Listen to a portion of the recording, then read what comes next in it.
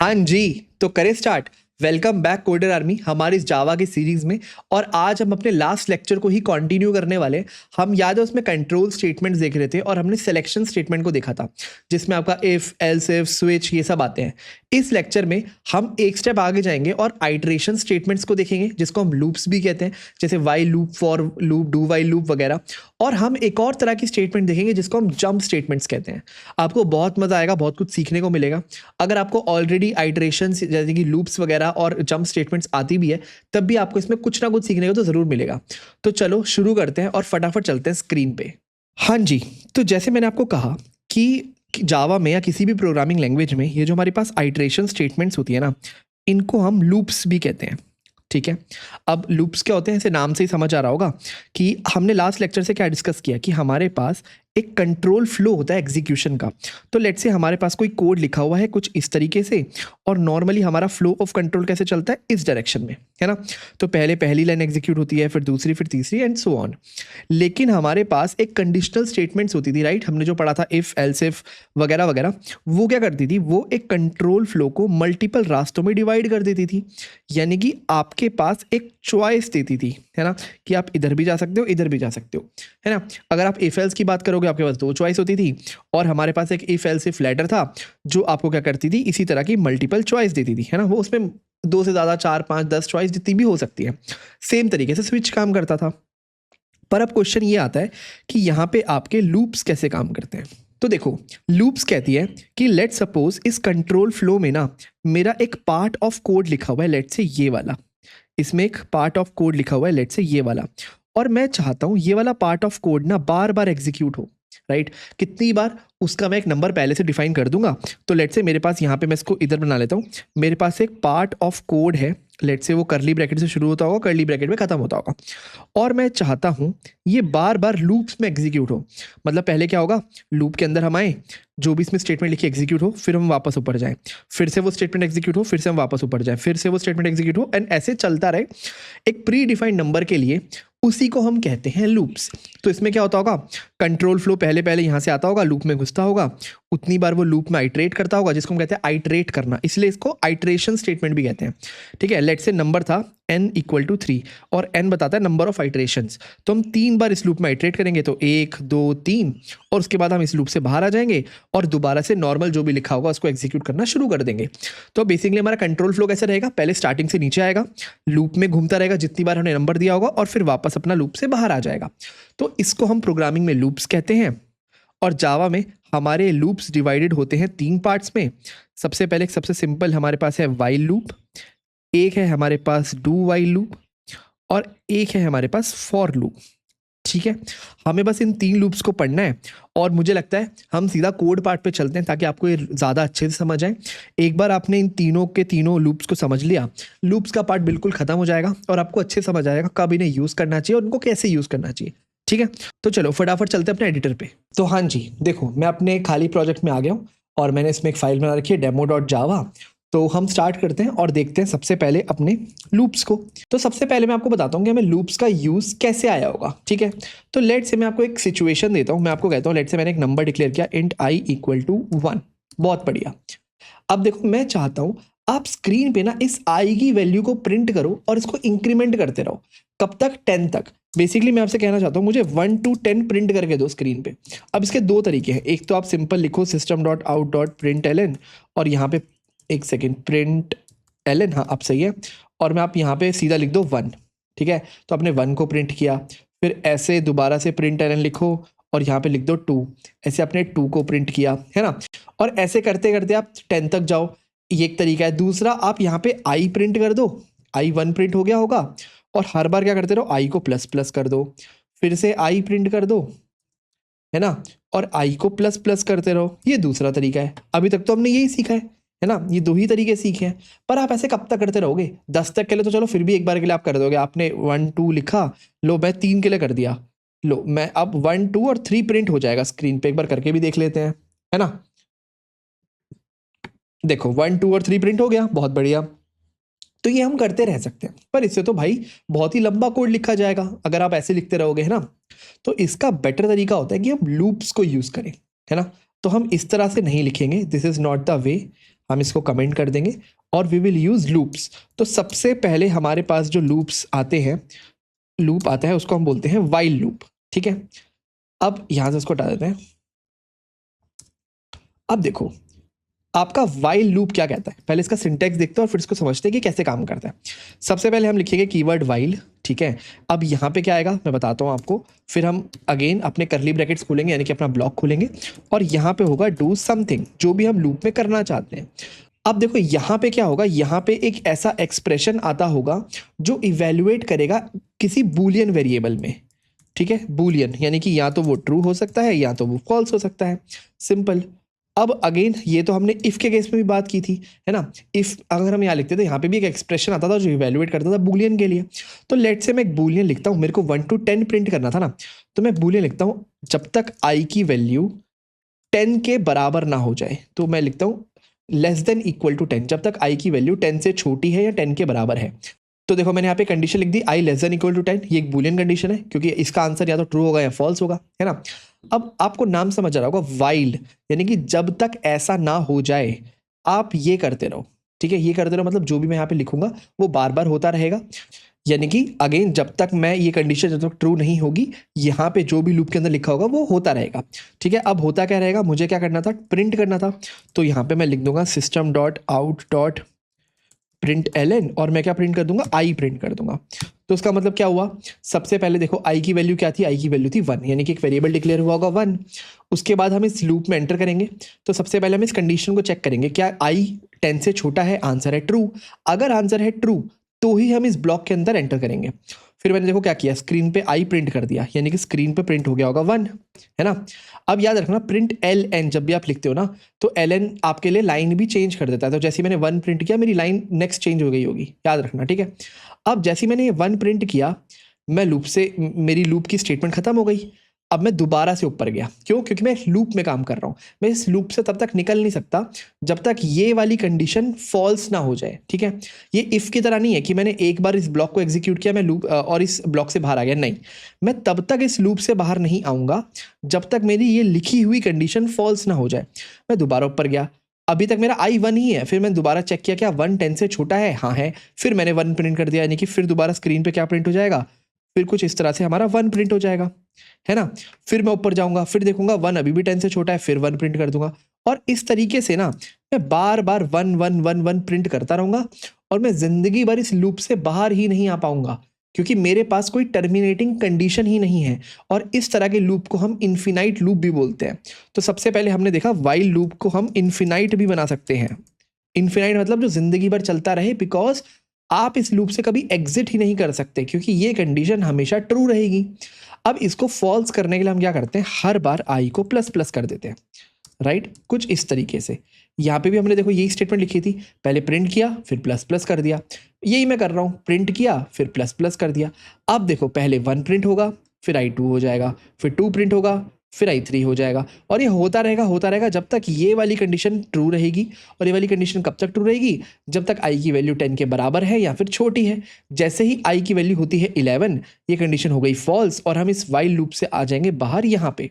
तो हमारा control flow आ गया यहाँ पे, ठीक है। तो अब देखो इस तरीके से आप प्रिंट कर पाओगे 1 to 10। ये देखो 1 से लेके आपने 10 तक प्रिंट कर दिया, बहुत ही बढ़िया, ठीक है। तो यही सिंपल सा होता है आपका वाइल लूप, इसमें कोई रॉकेट साइंस नहीं है। अगर मैं इस वाइल लूप का आपको एक बेसिक सिंटैक्स दूं तो देखो कैसे काम करता है। एक काम करते हैं, हम मल्टीपल लाइन कमेंट बना लेते हैं, ठीक है, ताकि ये देना मेरे लिए आसान हो। Okay, better. हाँ, अब मैं आपको वाइल लूप का एक बेसिक सिंटैक्स देता हूँ। तो ऐसे काम करता है वाइल, हम यहाँ पे लिखते हैं एक्सप्रेशन और यहाँ पे हमारा होता है करली ब्रैकेट ओपन और यहाँ पे लेट्स हम लिखते हैं डू समथिंग। और यहाँ पे ईदर वी वांट, हम इस एक्सप्रेशन को अपग्रेड कर सकते हैं, नहीं भी कर सकते। ये आपका वाइल लूप का बेसिक सिंटैक्स होता है। देख जो हमने यहाँ पे लिखा है, देखो while i less than equal to 10, हमने आई को प्रिंट किया और आई को प्लस प्लस करते रहे, ठीक है। अब देखो यहाँ पे 2-3 चीजें और हैं, एक बार वो भी देख लेते हैं। देखो हमने यहाँ पे करली ब्रैकेट ओपन और करली ब्रैकेट क्लोज किए, क्योंकि अगेन इफ की तरह यहाँ पे एक से ज्यादा स्टेटमेंट लिखी है। अगर हमारे पास वाइल लूप के अंदर एक ही स्टेटमेंट हो तो हम ये करली ब्रैकेट भी अवॉइड कर सकते हैं। तो उसको हम कुछ इस तरह लिख सकते हैं कि हमने बस लिखा while i less equal to 10 कर देते हैं इसको, और हमने सीधा कुछ system dot out dot print line कर दिया आई, कुछ इस तरीके से। तो हम ऐसे भी लिख सकते हैं। पर अब इस केस पे ना हम आई प्लस प्लस नहीं कर पाएंगे क्योंकि एक स्टेटमेंट तो हमने यही लिख दी, तो ये हमें अगेन हमारा इन्फिनाइट लूप बन जाएगा। अगर आप सोच रहे हो आप अगली लाइन में आई प्लस प्लस लिख के ऐसे कर दोगे तो भी काम नहीं चलेगा, क्योंकि उसके हिसाब से लूप की कंडीशन बस ये है, ये लूप से बाहर है, राइट, याद रखना ये लूप से बाहर है इस वाइल लूप के हिसाब से, क्योंकि हमने कोई कर्ली ब्रैकेट तो दिया नहीं। अगर आप चाहते हो हमारा लूप इसे भी कंसीडर करे लूप के अंदर, तो आपको यहाँ और यहाँ पे कर्ली ब्रैकेट देना पड़ेगा जैसे हमने यहाँ पे किया है, राइट। तो ये एक चीज़ थी। और generally again it's not a good coding practice कि आप कर्ली ब्रैकेट अवॉइड करो। इवन अगर आपका 1 लाइन ऑफ कोड भी है, आप हमेशा कर्ली ब्रैकेट लगाओ, क्योंकि आपको कभी नहीं पता कब आपको एक नई लाइन ऐड करनी पड़ सकती है। यही हमने इफ के स्टेटमेंट के बारे में बात किया था। अच्छा, यहाँ पे तो हमने 1 से लेकर 10 तक प्रिंट कर दिया। हम क्या उल्टा भी कर सकते हैं, राइट। अगर हमारी आई की वैल्यू पहले से होती 10, कुछ इस तरीके से 10 होती, ठीक है, और हम लिखते कि आई लेस देन इक्वल टू 1, जब तक आई 1 ना हो जाए, तो उसको मैंने ऐसे लिखा लेस देन इक्वल टू 1।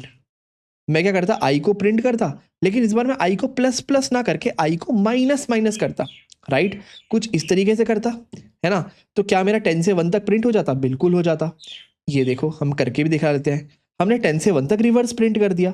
तो हम एक लूप को सीधा भी ले जा सकते हैं, उल्टा भी ले जा सकते हैं, डिपेंड करता है हमारी पहली जो एक्सप्रेशन पे और हमारी जो इंक्रीमेंटल या डिक्रीमेंटल स्टेटमेंट है उस पे, ठीक है। अच्छा, अभी तक हमने ऑपरेटर्स पढ़े थे जावा में, क्या हम इसको अलग से लिखे बिना यहीं पे इसी एक्सप्रेशन में कुछ ऐसा लिख सकते हैं? बिल्कुल लिख सकते हैं। देखो, व्हाट इफ मेरे को दोबारा 1 to 10 प्रिंट करना है, ठीक है, तो मैं क्या करता हूँ, सबसे पहले आई की वैल्यू को दोबारा से 1 कर देता हूँ। बहुत बढ़िया, कर दिया। अब मैं चाहता हूँ मैं आई को 1 to 10 तक प्रिंट करूँ, तो सबसे पहले मैं लिखूंगा आई स्मॉलर देन इक्वल टू, जब तक स्मॉलर देन इक्वल टू है 10 के। बहुत बढ़िया, है ना। और यहाँ पे मैं कर देता था आई प्लस प्लस, तो हम कुछ इस तरह से लिखते थे, है ना, while i less than equal to 10 हम आई प्रिंट करते थे और आई को प्लस प्लस करते थे। तो क्या मैं बिना ये स्टेटमेंट लिखे इसी स्टेटमेंट में कुछ ऐसा करूं कि मुझे इसको लिखने की जरूरत ना पड़े, मैं यहीं पे इंक्रीमेंट डिक्रीमेंट कर दूं? बिल्कुल कर सकते हैं। याद करो, हमने जावा में ऑपरेटर्स जब पढ़े थे तो हमने एक इंक्रीमेंट ऑपरेटर पढ़ा था, हमने पढ़ा था आई प्लस प्लस एक वैलिड ऑपरेटर होता है ना, जो आई को एक नंबर प्लस कर देता है। तो व्हाट इफ मैं ऐसा लिख दूं, i plus plus less than equal to 10।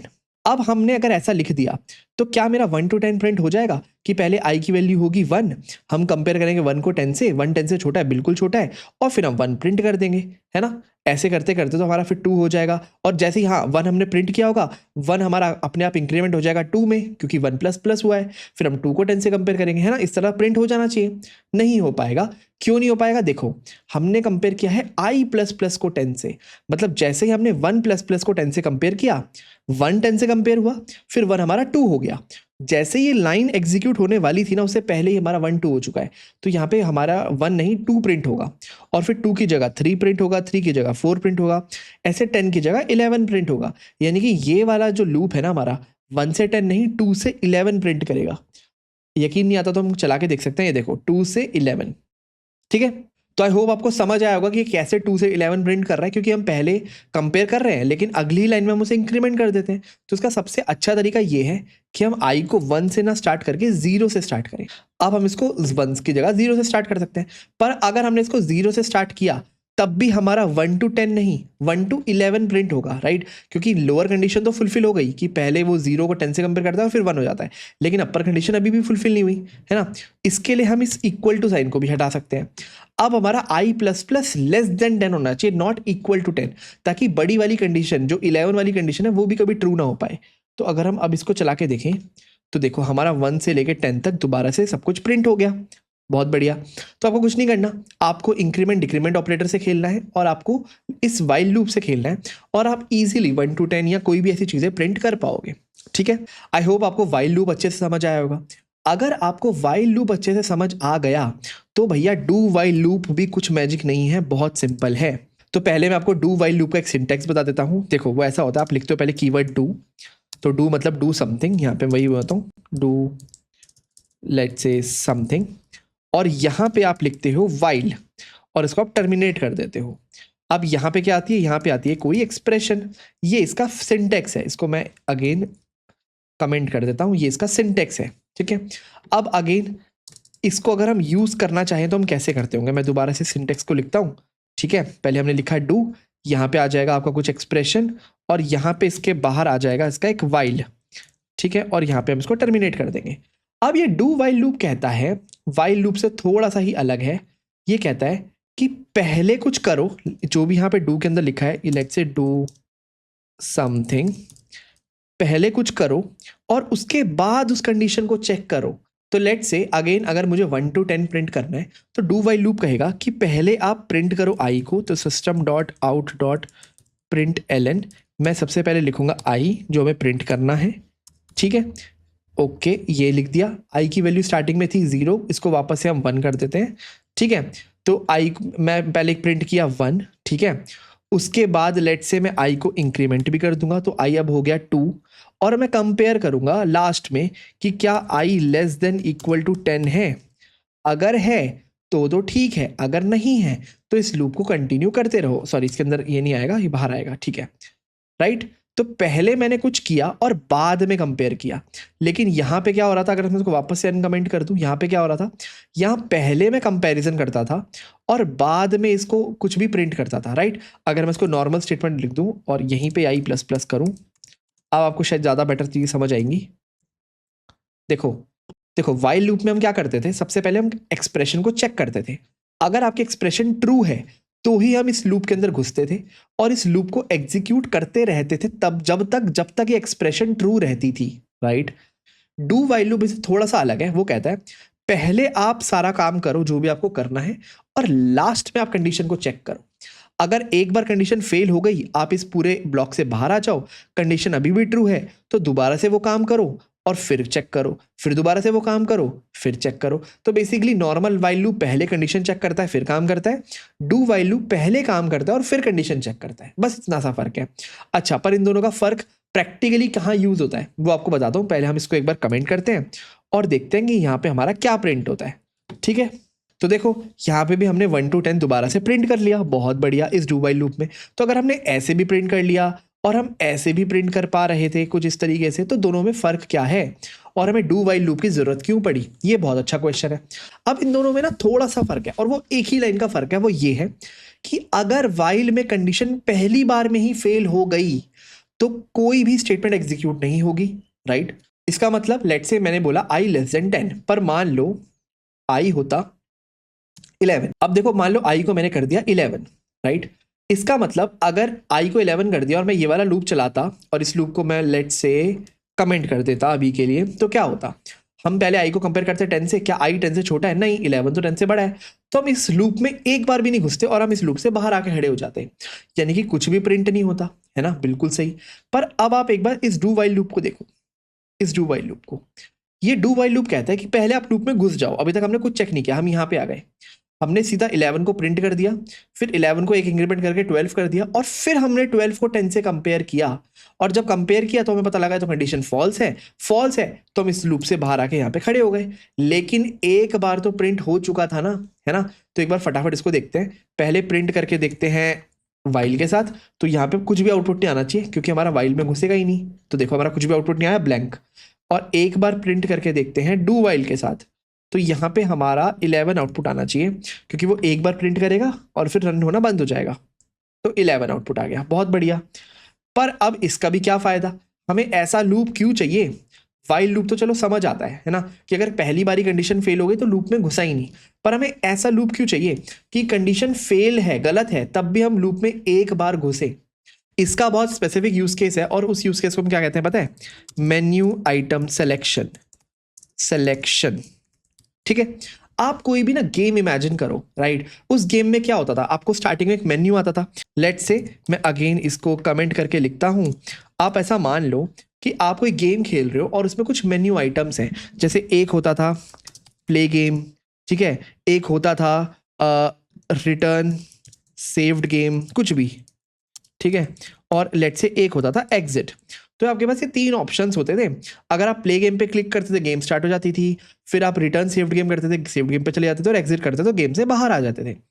आपको क्या लगता है इसको आप कैसे इंप्लीमेंट कर सकते हो, अगर मैं आपको एक प्रॉब्लम स्टेटमेंट दूं, मैं आपको कहूँ आपको एक मेन्यू आइटम्स बनाने हैं और उसमें ये 3 ऑप्शंस होंगे। यूजर अगर प्ले गेम पे क्लिक करेगा तो वो गेम खेल पाएगा, गेम खेल के हार जाएगा तो वापस इसी मेन्यू पे आ जाएगा, फिर से अगर प्ले गेम पे क्लिक करेगा दोबारा खेल पाएगा, हार जाएगा फिर से इस मेन्यू पे आ जाएगा, है ना। और अगर वो रिटर्न सेव्ड गेम पे जाएगा तो किसी सेव्ड गेम पे चला जाएगा, फिर वापस यहाँ पे आ सकता है, और अगर उसने एग्जिट कर दिया तो यहाँ से एग्जिट कर जाएगा। अब आपको ये तो समझ आ रहा होगा कि यूजर बार बार गेम खेलता है और गेम खेल के जब वापस आता है तो हम दोबारा उसे इस मेन्यू पे ले आते हैं, है ना। यानी कि यहाँ पे कुछ लूप तो यूज हो रहा है ना। तो हम लूप तो यहाँ पे शो कर सकते हैं, बहुत बढ़िया। पर कौन सा लूप, वाइल लूप या डू वाइल लूप? एंड इसका आंसर है do while loop. Menu item selection के लिए do while loop is the best loop. क्यों? क्योंकि देखो, नो मैटर कि कोई कंडीशन ट्रू है या फॉल्स, आप सबसे पहले यूजर को एक बार तो मेन्यू दिखाओगे, है ना। तो जैसे ही आप एक गेम को ओपन करते हो, आप सीधा उस यूजर को ये मेन्यू दिखा देते हो कि भाई गेम खेलनी है, रिटर्न सेव्ड गेम या एग्जिट।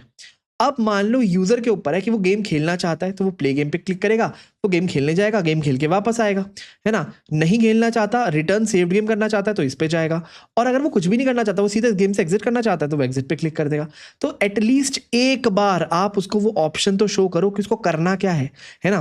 तो ऐसे कंडीशंस के लिए, मेन्यू आइटम सिलेक्शंस के लिए हम डू वाइल लूप बेस्ट होता है, क्योंकि डू वाइल लूप क्या करता है, सबसे पहले एग्जीक्यूट करता है। यानी कि सबसे पहले वही ऑप्शन यूजर को दिखा देगा कि भाई ये तेरे पास ऑप्शन हैं, बता तुझे क्या करना है। एंटर 1 2 या 3, लेट से ये 1 पॉइंट है, ये आपका 1 है, ये आपका 2 है। ऑब्वियसली आप कर्सर से मूव करके करोगे, पर मान लो हम यूजर से कहते हैं कि कीबोर्ड से डाल 1 2 या 3 इनमें से कुछ इनपुट डाल, जो भी आएगा वो मैं तेरे लिए कर दूंगा।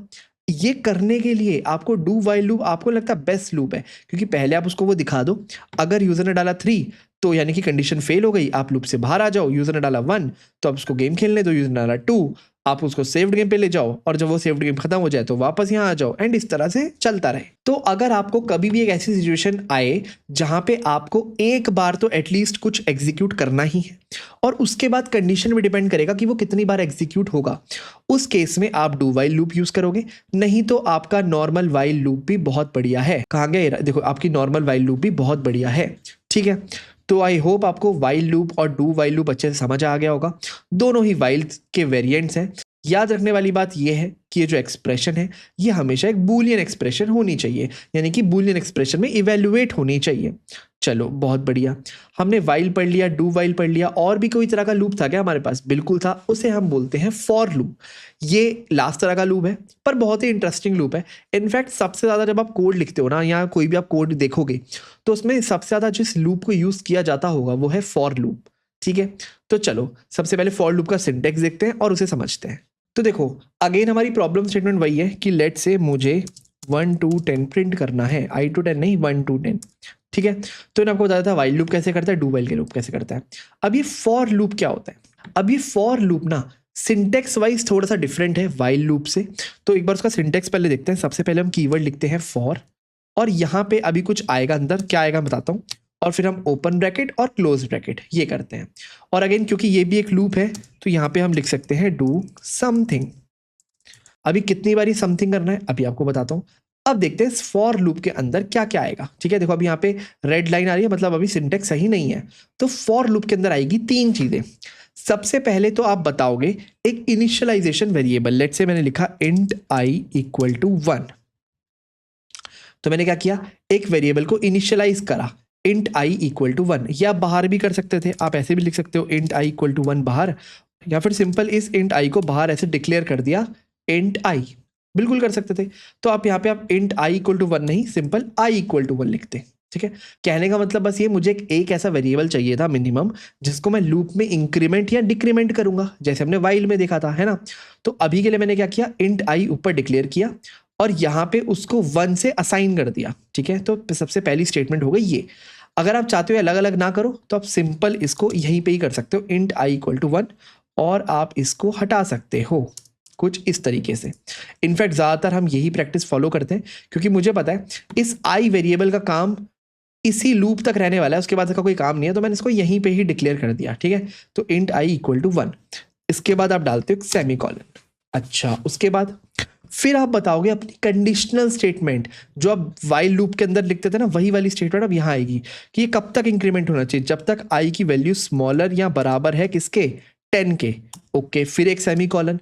तो आपने 2 चीजें बताई, आई की इनिशियल वैल्यू क्या है, और इस लूप को कब तक चलाना है, कब तक ये लूप ट्रू होना चाहिए, कब तक, जब तक आई की वैल्यू 10 से छोटी है या बराबर है। और फाइनली आएगी आपकी इंक्रीमेंट या डिक्रीमेंट कंडीशन। आपको करना क्या, आई को प्लस प्लस करते रहना है। ये है फॉर लूप का एकदम एग्जैक्ट सिंटेक्स। तो देखो आपने इसमें 3 चीजें लिखी, इनिशियल वेरिएबल क्या है, इस लूप को कब तक चलाना है, और हर बार उस लूप को क्या इंक्रीमेंट, कितने से इंक्रीमेंट करना है या डिक्रीमेंट करना है। ठीक है, अच्छा हमें करना क्या था, हमें करना था इसको प्रिंट। तो system dot out dot let's say मैं लिखता हूं प्रिंट ln और मैं प्रिंट करता हूं आई को कुछ इस तरीके से, और यहाँ पे हमने ये गलत लिखा है तो इसको सही कर देते हैं। ठीक है, अब एक बार जरा इसको प्रिंट करके देखते हैं। हमारे पास आउटपुट आ गया 1 to 10 जो एक्सपेक्टेड था। बहुत बढ़िया।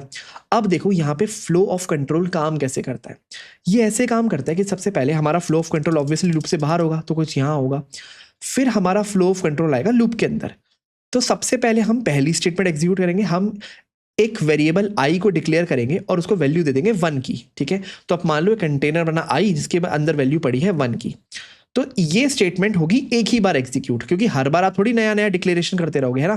तो एक ही बार हमने इसको डिक्लेयर किया। जैसे ये एक बार स्टेटमेंट एग्जीक्यूट हुई, उसके बाद हम चेक करेंगे अपनी सेकंड स्टेटमेंट कि क्या हमारा जो आई है जो कि अभी 1 है वो 10 से छोटा या बराबर है। आंसर है ट्रू। ठीक है, तो अगेन इसका जो आंसर है वो एक बूलियन होना चाहिए, या तो वो होगा ट्रू या तो वो होगा आपका फॉल्स। सही बात है ना। तो हम इस आई को कंपेयर किया 10 से।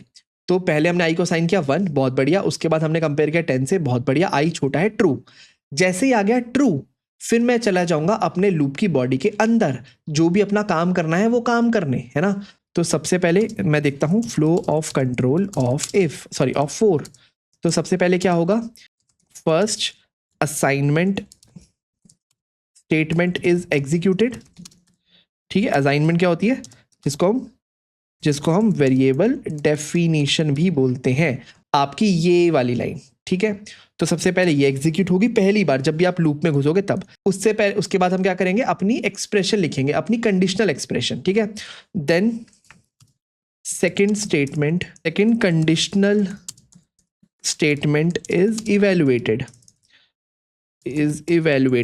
तो इवेल्युएट की जाएंगी कि क्या आई 10 से छोटा है, उसका आंसर होगा ईदर ट्रू या ईदर फॉल्स। ठीक है, बहुत बढ़िया। तो इफ ट्रू, अगर ट्रू होगी हमारी second statement, if true control flow will evaluate the body of the loop. तो उसके बाद अगर मान लो ये कंडीशन ट्रू हो गई तो हम लूप की बॉडी को इवेल्युएट करेंगे। लूप की बॉडी मतलब कुछ नहीं, जो इस ओपन और क्लोजिंग ब्रैकेट के अंदर जो भी लिखा है ना वो लूप की बॉडी है। तो हम लूप की बॉडी को इवेल्युएट करेंगे, मतलब फिर हमने 1 को प्रिंट कर दिया होगा। ठीक है, अब जैसे ही once loop body is finished, जैसे ही खत्म हुई, देखो यहाँ पे हमारा एंड में आ गए 1 को प्रिंट करते ही। ठीक है, हम क्या करेंगे, कंट्रोल फ्लो क्या जाएगा, control flow will go back to the for statement, जो भी हमारा जो 4 कीवर्ड था वहां पे वापस जाएगा, and third increment statement will be evaluated. तो उसके बाद क्या होगा, वापस से जैसे ये ऊपर गया ये इंक्रीमेंट स्टेटमेंट इवेल्युएट हो जाएगी। तो पहले 1 प्रिंट हुआ, हम ऊपर गए, अब 1 का हो गया 2। अब जैसे ही 1 का 2 हुआ, फिर 5th पॉइंट में क्या होगा, अगेन आपकी कंडीशनल स्टेटमेंट इज इवेल्युएटेड। फिर से हमने 2 को 10 से कंपेयर किया, 2 10 से छोटा है, हाँ। फिर हम again body of the loop में जाएंगे और उसके बाद ये प्रोसेस चलता जाएगा। यानी कि 6th पॉइंट में मैं लिखता हूं रिपीट 2 to 5। अब ये 2 to 5 को आप बार बार रिपीट करते जाओ, ये वाला फ्लो आप बार बार रिपीट करते जाओ। मतलब दोबारा से आप पहले इंक्रीमेंट कर दिया आपने आई को, 2 हो गया, 2 को 10 से कंपेयर किया, छोटा है, फिर से प्रिंट कर दिया, दोबारा ऊपर गए, अब आई को दोबारा इंक्रीमेंट किया, आई 3 हो गया, चेक किया 3 10 से छोटा है, हाँ है, 3 को प्रिंट कर दिया, फिर दोबारा ऊपर आ गए, और ये चलता रहा कब तक, जब तक ये वाली स्टेटमेंट फॉल्स ना हो जाए। लास्ट में क्या होगा, आई जैसे 10 यहाँ प्रिंट हो चुका होगा, हम ऊपर जाएंगे, 10 का 11 करेंगे और 11 को 10 से कंपेयर करने की कोशिश करेंगे। जब ये फेल हो जाएगा हम इस लूप से बाहर आके खड़े हो जाएंगे यहाँ पे। ठीक है, तो इस तरीके से ये फॉर लूप आपका काम करता है। ये आपके पॉइंटर्स हो गए कि ये कैसे काम करता है। ठीक है, अब अगेन इस फॉर लूप को भी हम उल्टा चला सकते हैं। हम क्या कर सकते हैं, आई को 10 से शुरू करवाएं और हम कहें जब तक आई लेस देन इक्वल टू क्या ना हो जाए, 1 ना हो जाए, 1 और i को प्लस प्लस करने के अलावा हम माइनस माइनस करें, तो इस तरीके से आप देखो क्या कर सकते हो, आप देखो उल्टा प्रिंट कर दिया 10 9 8 7 6 5 4 3 2 1, ठीक है, बिल्कुल बढ़िया। तो आई होप आपको ये भी समझ आ गया होगा। अब फॉर लूप में ना एक और एनहेंसमेंट है जिसको हम बोलते हैं जावा में for each loop. For each loop, ठीक है, ये भी बहुत बढ़िया लूप है, पर इसको हम तब पढ़ेंगे जब हम जावा में एरेज और स्ट्रिंग्स को अच्छे से समझ लेंगे, ठीक है, क्योंकि उसी के बाद इस लूप को यूज करने में आपको मजा आएगा, अभी आपको समझ ही नहीं आएगा अच्छे से। ऑल्दो ज्यादा कुछ है नहीं, ऑल बिल्कुल सेम है इस फॉर लूप के, थोड़ा सा सिंटेक्स बदल जाता है, थोड़ा सा सिंप्लीफाई हो जाता है, बाकी कुछ भी नहीं है। तो जब हम इसको एरेज वगैरह देखेंगे तब हम इस फॉर ईच लूप को भी देखेंगे, पर अभी के लिए आई होप आपको ये फॉर लूप अच्छे समझ आ गया होगा। तो अगर आपको एक बार समझ आ गया कि while loop, for loop, do while loop क्या होता है जावा में, हम इसके थोड़ी बहुत और चीज़ें डिस्कस करते हैं, थोड़ा बहुत और जाते हैं अंदर। देखो सबसे पहली बात, लेट्स से मैंने यहाँ पे एक वेरिएबल डिक्लेयर किया int i equal to let's say 5, ठीक है, बहुत बढ़िया। आप ना एक लूप की बॉडी को खाली भी छोड़ सकते हो, मतलब अगर मैं ऐसा लिख दूँ ना वाइल आई लेस देन 10, ठीक है, जब तक i 10 से छोटा है कुछ मत करो। देखो मैंने इसको खाली छोड़ दिया, अब देखो क्या होगा, मान लो इसको मैंने खाली तो छोड़ दिया और इसके बाद मैंने कुछ भी प्रिंट करने की कोशिश की, system dot out dot println, यहाँ पे मैंने कुछ भी प्रिंट किया, लेट से हेलो, तो क्या कभी हेलो प्रिंट हो पाएगा? आप ध्यान से सोचो, नहीं हो पाएगा। क्यों नहीं हो पाएगा? देखो मैंने कहा i 5 है और इस वाइल लूप में लिखा i जब तक 10 से छोटा है। i क्या अभी 10 से छोटा है? हाँ, वो अंदर आएगा, कंट्रोल फ्लो स्टेटमेंट हमारी अंदर आई, उसने देखा यहाँ तो कुछ लिखा ही नहीं है, यानी कि लूप खत्म हो गया, फिर वापस ऊपर चला गया। पर i की वैल्यू तो अभी भी 5 है, i को तो किसी ने इंक्रीमेंट या डिक्रीमेंट किया ही नहीं, तो 5 अभी भी 10 से छोटा है। अगेन तो ये क्या बन गया? एक इन्फिनाइट लूप बन गया। इस लूप से जो हमारा कंट्रोल फ्लो है वो कभी बाहर ही नहीं आ पाएगा, यानी कि ये लाइन कभी एग्जीक्यूट होगी ही नहीं। इसलिए इसको हम क्या कहते हैं? इन्फिनाइट लूप कहते हैं। आप एक बार इसको एग्जीक्यूट करके देखो, देखो क्या होता है। इसको करना नहीं चाहिए पर देखो मैं आपको करके दिखाता हूँ। देखो कोई हमारी स्टेटमेंट ही नहीं आ रही और देखो हमारा कोड चले जा रहा है, ये खत्म ही नहीं हो रहा क्योंकि ये इन्फिनाइट लूप के अंदर फंसा हुआ है। ये कब तक चलेगा? जब तक हमारी मेमोरी क्रैश नहीं हो जाएगी। बेसिकली हमने देखो अपने लूप को टर्मिनेट कर दिया, अपने प्रोग्राम को देखो हमने यहाँ पे टर्मिनेट कर दिया, तब हमने जाकर अपने कोड को रोका है। ठीक है, कब तक चलेगा? अब जब तक चलेगा जब तक आपके रैम की मेमोरी खत्म नहीं हो जाएगी, तब तक ये मेमोरी लेता रहेगा, वरना आप इसको टर्मिनेट कर सकते हो। तो ये तो वाइल लूप में तरीका था किसी भी लूप को इन्फिनाइट बनाने का। ठीक है, अच्छा फॉर लूप में क्या तरीका है वो भी देख लेते हैं। लेट सपोज मैं कह रहा हूँ हम फॉर लूप लिखते हैं कुछ इस तरीके से, तो for int i equal to 1, i is less than 10 और आई प्लस प्लस, कुछ इस तरीके से हम लिखते हैं, है ना। पर आई तो मैंने यहाँ डिक्लेयर किया ही हुआ है तो इसको मैं हटा देता हूँ। अब यहाँ तो मैंने क्या किया, 1 से 10 तक ये लूप चलेगा आई प्लस प्लस, और अंदर मैं कुछ भी कर सकता हूँ। लेट से मैं सिस्टम डॉट आउट डॉट प्रिंटलेन लिखता हूँ और इस बार मैं 1 to 10 प्रिंट नहीं कर रहा, मैं प्रिंट कर रहा हूँ हेलो 10 बार। ठीक है, तो सोचो अगर आप ऐसे लिख दोगे तो आपको भी बताना क्या होगा, 10 बार हेलो प्रिंट हो जाएगा कुछ इस तरीके से। ये देखो, है ना, बहुत बढ़िया। अब मैं कह रहा हूँ कि इसमें से इसको मुझे इन्फिनाइट लूप बनाना है, तो मैं ये कर सकता हूँ ना, आई प्लस प्लस को हटा दूँ। ये देखो अब आई 1 से 10 चलेगा पर कोई भी प्लस प्लस होगा ही नहीं, तो ये इन्फिनाइट लूप चलता रहेगा। अगर आप देखोगे इन्फिनाइट लूप कैसे दिखता है, तो ऐसा दिखता है। देखो ये hello hello hello hello print हो ही जा रहा है, हो ही जा रहा है, हो ही जा रहा है, और ये रुकेगा ही नहीं जब तक मैं इसको खुद से टर्मिनेट ना कर दूँ। देखो कितनी बार प्रिंट हो गया। ठीक है, तो मुझे इसे टर्मिनेट करना पड़ेगा। आई प्लस प्लस यानी कि ऑप्शनल है, इसको मैं लिख भी सकता हूँ, हटा भी सकता हूँ। इसी तरीके से आपको पता है मैं ये आई लेस देन 10 को भी हटा सकता हूँ ऐसे, पर हाँ मुझे 2 सेमीकोलन बीच में देने पड़ेंगे। बेसिकली यहाँ पे मैं कुछ नहीं लिख सकता, ठीक है, पर उसकी खाली जगह मुझे छोड़नी पड़ेगी। तो मुझे लिखना पड़ेगा int i equal to 1 semicolon, फिर यहाँ पे खाली स्पेस, फिर सेमीकोलन और आई प्लस प्लस। तो मैं इस तरीके से कर सकता हूँ। इसका मतलब मैंने क्या कहा, आई 1 है और आई को प्लस प्लस करते रहो, लेकिन मैंने कोई अपर कंडीशन ही नहीं दी कि कब तक प्लस प्लस करते रहो, है ना। तो ये भी एक अगेन इन्फिनाइट लूप है, ये भी हमेशा प्रिंट होता जाएगा। ठीक है, अगर आपको देखना है ये देखो ये भी अगेन एक इन्फिनाइट लूप बन गया, है ना। अगर मैं इंट आई इक्वल टू 1 कहीं ऊपर ही डिक्लेयर कर दूं तो ये वाली कंडीशन भी ऑप्शनल है, लेकिन मुझे फिर भी ये सेमीकोलन देना पड़ेगा। ठीक है, तो मुझे देना पड़ेगा सेमीकोलन, खाली स्पेस, सेमीकोलन, आई प्लस प्लस। तो मैं क्या कह रहा हूँ, आई को 1 से स्टार्ट करो, प्लस प्लस करते रहो और कोई ऊपर की स्टेटमेंट नहीं होनी चाहिए। तो कोई बात नहीं, अभी भी एक इन्फिनाइट लूप है और ये सही लूप है, ये चल सकता है, सिंटैक्टिकली ये करेक्ट है। कंपाइलर यहाँ पे कोई देखो सिंटैक्स एरर शो नहीं करेगा और यहाँ पे चलता रहेगा। अगर मैं इसको चला के देखूँ, ये देखो आपका हेलो प्रिंट हो ही जा रहा है, हो ही जा रहा है, देखो लगातार। तो इसको कट कर देता हूँ, टर्मिनेट कर देता हूँ।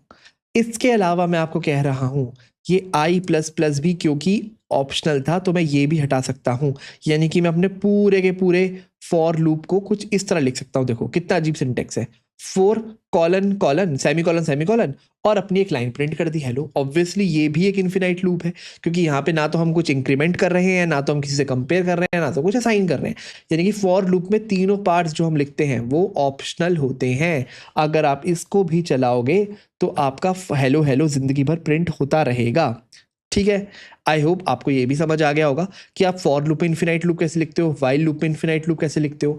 अब डू वाइल लूप में भी आप सेम तरीके से इन्फिनाइट लूप लिख सकते हो, अगर आप उसकी वाइल की कंडीशन को जिंदगी भर चलने दो, आप उसको इंक्रीमेंट डिक्रीमेंट ना करो। ठीक है, ओके। फॉर लूप को एक बार ना हम पहले से दोबारा से नॉर्मल जाके लिखते हैं। अब देखो फॉर लूप में ना एक और तरह की वेरिएशन है जिसको हम बोलते हैं कॉमा सेपरेटेड वेरिएशन। ठीक है, क्या बोलते हैं? Comma separated variation. अब इसको एक बार देखते हैं ध्यान से कि ये क्या कहती है। ये कहता है कि ना आप एक ही लूप में, अभी तक तो देखो हम एक वेरिएबल के साथ खेल रहे थे ना, int i equal to 1, i less than 10, i plus plus. आप क्या कर सकते हो, अगर मान लो मेरे को 2 वेरिएबल्स की जरूरत हो, आई और जे, और दोनों को मुझे इस लूप में यूज करना हो, तो ज़रूरी नहीं है कि मैं उस लूप उस नेक्स्ट लेट से एक जे वेरिएबल को अंदर ही यूज़ कर सकता हूँ, राइट। मैं उसको इस फॉर लूप के सिंटेक्स के अंदर भी यूज़ कर सकता हूँ, राइट। बेसिकली यहाँ पे कैसे देखते हैं। लेट से अगर मेरे पास i equal to 1, i less than 10, i plus plus था, और मैं यहाँ पे अगर सिर्फ आई प्रिंट कर रहा था कुछ इस तरीके से, तो आपको पता है हमारे पास लेस देन इक्वल टू कर लेते हैं, हाँ, तो आपको पता है क्या होता, हमारे पास 1 to 10 नंबर प्रिंट होता, जो अभी तक हम कर रहे थे। बट लेट से मुझे ना नंबर 1 to 10 नहीं प्रिंट करना, मुझे पता है क्या करना है, मुझे 1 to 10 का ना स्क्वायर्स प्रिंट करने हैं। तो लेट से 1 into 1 1 होता है, 2 into 2 4 होता है, 3 into 3 9 होता है, 4 into 4 16 होता है। तो मुझे ना सबके स्क्वायर्स प्रिंट करने हैं। तो अब मेरे को सबके स्क्वायर्स प्रिंट करने हैं, तो मैं क्या कर सकता हूँ, देखो एक तो मेरे पास तरीका है कि मैं simple I into I print कर दूं, है ना। तो 1 into 1 2 into 2, यहाँ पे हम इसको चला के देखेंगे तो देखो बिल्कुल सबके स्क्वायर्स प्रिंट हो गए, है ना, बहुत बढ़िया। दूसरा मेरे पास तरीका है कि लेट से मुझे आई और जे 2 वेरिएबल के साथ खेलना है, तो मैं क्या कर सकता हूँ, मैं एक और वेरिएबल डिक्लेयर कर सकता हूँ, लेट से जे इक्वल टू 1। ये देखो मैंने यहाँ पे i इक्वल टू 1 और एक और variable j equal to 1 declare किया। अब आपको पता है मैं एक बार इंट लिखता हूँ तो i और j दोनों वेरिएबल को डिफाइन कर सकता हूँ वहाँ पे, है ना। तो उसी तरीके से मैंने कॉमा सेपरेट करके 2 वेरिएबल डिक्लेयर कर दिए, कोई दिक्कत नहीं है, हम ऐसा कर सकते हैं। अब वैसे ही जैसे मैंने यहाँ पे i प्लस प्लस किया है, मैं कॉमा j प्लस प्लस भी कर सकता हूँ, है ना, कि जैसे ही i बढ़ता है j को भी बढ़ाते जाओ। ठीक है, अब यहाँ पे कंडीशन है i less than equal to 10, तो लेट से अभी के लिए मैं एक ही कंडीशन रहने देता हूँ और लूप के अंदर i इंटू जे कर देता हूँ कुछ इस तरीके से। तो देखो अभी आप मेरी लूप की कंडीशन को चेक करो, पहले तो 2 वेरिएबल डिक्लेयर हो रहे हैं आई और जे, दोनों पहले 1 से स्टार्ट होते हैं, है ना, और 1 into 1 होता है, तो 1 into 1 का आंसर 1 आता होगा। फिर ऊपर जाता होगा, दोनों प्लस प्लस हो जाते होंगे, अब दोनों 2 2 हो गए होंगे। फिर आई की कंडीशन चेक होती होगी, अभी तक आई जो है 10 से छोटा है, तो 2 into 2 होता होगा। फिर ऊपर जाते होंगे, तो ऐसे करके हमारा लूप चलता रहता होगा, कब तक, जब तक हमारा ये देखो 10 into 10 100 ना हो जाए। तो हमने ये दोबारा प्रिंट कर दिया, है ना। अब 2 वेरिएबल का फायदा क्या है, अभी तो आप बोलोगे भैया हम तो एक वेरिएबल से भी 1 into 1 2 into 2 प्रिंट कर सकते थे। 2 वेरिएबल का फायदा ये है कि मैं ज़रूरी नहीं है जे को सिर्फ प्लस प्लस करूँ। लेट से मैं जे को प्लस इक्वल टू 2 कर रहा हूँ, राइट। मैं इस तरह लिख सकता हूँ कि जे ना हर बार 2 से बढ़ रहा है, तो पहले ये आई इंटू जे क्या होगा, लेट से फर्स्ट आइट्रेशन में होगा ये 1 into 1, क्योंकि दोनों 1 1 होंगे। सेकेंड आइट्रेशन में आई जो है वो 2 होगा, है ना, लेकिन जे हमारा 3 हो चुका होगा, राइट, क्योंकि 1 के बाद वो सीधा 2 से बढ़ा है, तो 2 into 3 हो जाएगा यहाँ पे। सेकेंड आइट्रेशन में मतलब थर्ड आइट्रेशन में आई जो है वो 3 होगा और ये 3 2 से बढ़ जाएगा, यानी कि 5 हो जाएगा, है ना। फोर्थ आइट्रेशन में आपका 4 ही होगा, पर ये आपका 2 से बढ़ जाएगा, तो ये कितना 7 हो जाएगा। तो कुछ इस तरीके से लूप चलेगा। एक बार इसको चला के देख लेते हैं कि क्या हमारा इसी तरीके से आंसर आ रहा है। और देखो बिल्कुल 1 16 15 28 45 कुछ इस तरीके से। तो बेसिकली मैं ये भी कंट्रोल कर सकता हूँ लूप में कि मैं 2 वेरिएबल्स के साथ खेल सकूं, आई और जे। ठीक है, इनफैक्ट 2 ही नहीं, मैं कॉमा k इक्वल टू 1 कुछ इस तरीके से मैं 3 वेरिएबल्स के साथ भी खेल सकता हूँ। मैं जितने मर्जी चाहे वेरिएबल्स के साथ अपने लूप के में खेल सकता हूँ और हर वेरिएबल को अपने तरह इंक्रीमेंट कर सकता हूँ। तो लेट से आई प्लस प्लस हो रहा है, जे प्लस इक्वल टू 2 हो रहा है, लेट से मैं कह रहा हूँ k इंटू इक्वल्स टू 2 हो रहा है, तो k हर बार क्या हो जाता है, k is equal to k into 2, वो इंटू 2 से बढ़े जा रहा है, वो 2 के मल्टीप्लीकेशन से बढ़े जा रहा है। मैं ये भी कर सकता हूँ। बट लेट से आप कहते हो अभी के लिए हम इस k को हटा देते हैं, ठीक है, क्योंकि हम 2 वेरिएबल के साथ खेल रहे थे, और यहाँ से भी मैं k को हटा देता हूँ। हाँ, आप कहते हो अगर मुझे 2 के ऊपर कंडीशन लगानी है कि i less than equal to 10 and j should be less than equal to let's say 5, तो वो मैं कंडीशन कॉमा सेपरेट करके नहीं लगा सकता, मैं कुछ ऐसे नहीं लिख सकता j less than equal to 5। देखो यहाँ पे एरर आ जाएगा, क्या बोल रहे हैं, syntax error on token comma, ठीक है। तो बेसिकली ये हमसे यहाँ पे कॉमा एक्सपेक्ट नहीं कर रहा, ये हमसे कोई लॉजिकल ऑपरेटर एक्सपेक्ट कर रहा है। तो यहाँ तो मैं यहाँ पे एंड लगा सकता हूँ, and let's say j less than equal to 5, हमने पढ़ा ही था लॉजिकल ऑपरेटर्स। एंड का मतलब क्या हुआ, इन दोनों कंडीशन में से एक भी फॉल्स हुई तो हम लूप से बाहर आ जाएंगे। अगर मैंने यहाँ पे एंड की जगह लगाया और, तो इन दोनों कंडीशन में से दोनों कंडीशन अगर फॉल्स हुई तो ही हम इस लूप से बाहर आएंगे, राइट। तो आप इन लॉजिकल ऑपरेटर के साथ भी खेल सकते हो। अब अगर मान लो मैंने एंड लगा दिया 5 j less than equal to 5 पे, तो आपको पता ही है क्या होगा, i कह रहा है वो 10 तक जा सकता है, j कह रहा है मैं सिर्फ 5 तक जाऊंगा। दोनों में से पहले फॉल्स कौन हो जाएगा, j, क्योंकि जैसे ही j 6 होगा ये वाली कंडीशन फॉल्स हो जाएगी। जैसे ही वाली कंडीशन फॉल्स होगी, चाहे ये ट्रू भी हो, हम ओवरऑल दोनों कंडीशन मिला करके तो फॉल्स हो गई ना, क्योंकि एंड लगा इनके बीच में, यानी कि हम इस लूप से बाहर आ जाएंगे। अब देखो हमारे पास जो चीज़ें प्रिंट होंगी वो तब तक ही प्रिंट होंगी जब तक j की वैल्यू 5 से छोटी है। तो एक बार मैं इसको चला के देखता हूँ फटाफट।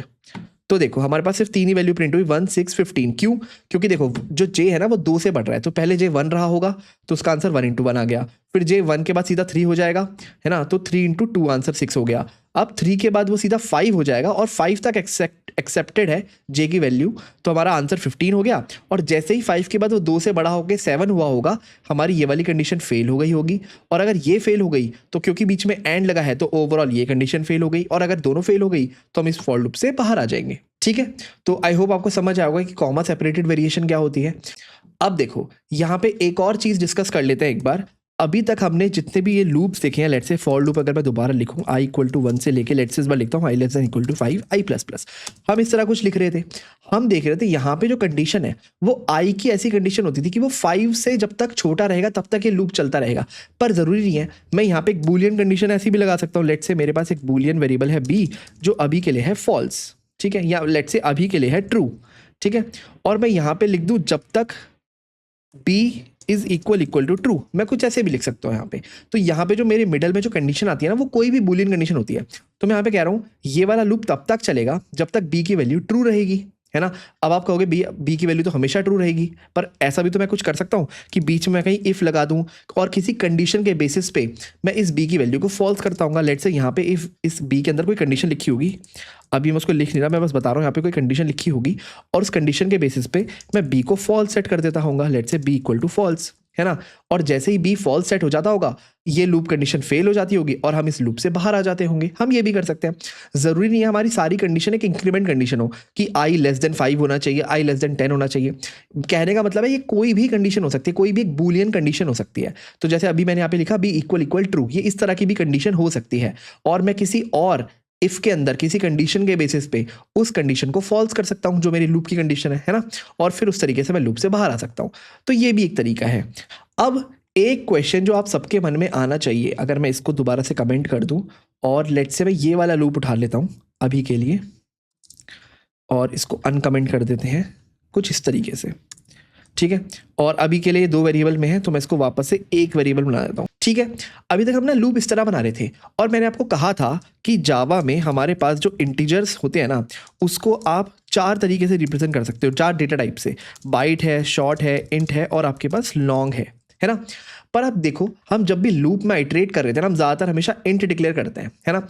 आप सोच सकते हो कि जनरली हमारी किसी भी रियल वर्ल्ड एप्लीकेशन में ना कभी भी इंटीजर की पता है आपको रेंज बहुत ज़्यादा होती है, 32 बिट्स का होता है, तो इंटीजर में तो आप बहुत हाई तक जा सकते हो। पर जनरली जब हम लूप कर रहे होते हैं तो हमारी जो लिमिटेशंस है, जो बेसिकली लूप की आइटरेशंस है, वो मैक्सिमम एक बाइट या शॉर्ट में भी कवर हो जाएगी मोस्ट ऑफ द एप्लीकेशन में। मैं ये नहीं कह रहा कि सब में हो जाएगी, पर मोस्ट ऑफ द एप्लीकेशंस में जो शॉर्ट की रेंज है, चलो बाइट की तो मैं मानता हूँ बहुत कम है, प्लस 127 तक है ना, लेकिन मान लो शॉर्ट की रेंज है वो तो बहुत ज़्यादा है, उस रेंज तक भी हमारे कई सारे लूप्स कवर हो जाने चाहिए।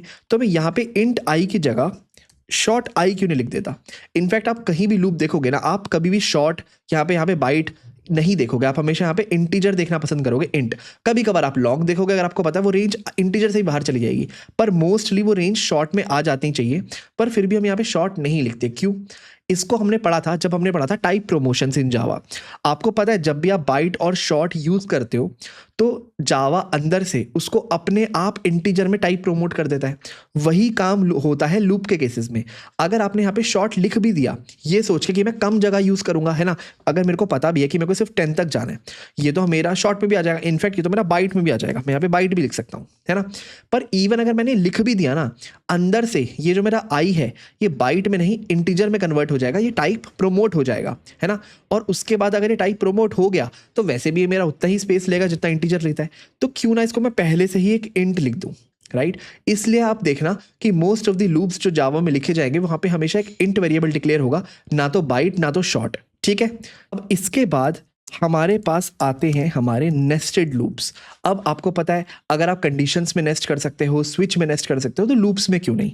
अब नेस्टेड लूप कुछ इस तरह दिखता है। लेट्स से मैंने एक लूप बनाया for int i equal to 1, i less than equal to 5, i plus plus, और इसके अंदर मैंने एक और लूप लिख दिया, let's say for int j equal to 1, j smaller than equal to 5, और let's say J plus plus, कुछ इस तरीके से। तो आप लूप को भी नेस्ट कर सकते हो, इनफैक्ट इसमें भी कितनी मर्जी नेस्टिंग कर सकते हो, एक फॉर उसके अंदर एक और फॉर, और आप चाहो तो इसके अंदर एक और फॉर लिख सकते हो, है ना।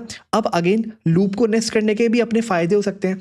आपको कोई ऐसा काम करना है जो आप चाहते हो हर आई की आइट्रेशन में एक लूप रन हो, फिर जब आई की वैल्यू 2 हो फिर दोबारा एक लूप रन हो, कुछ इस तरीके से।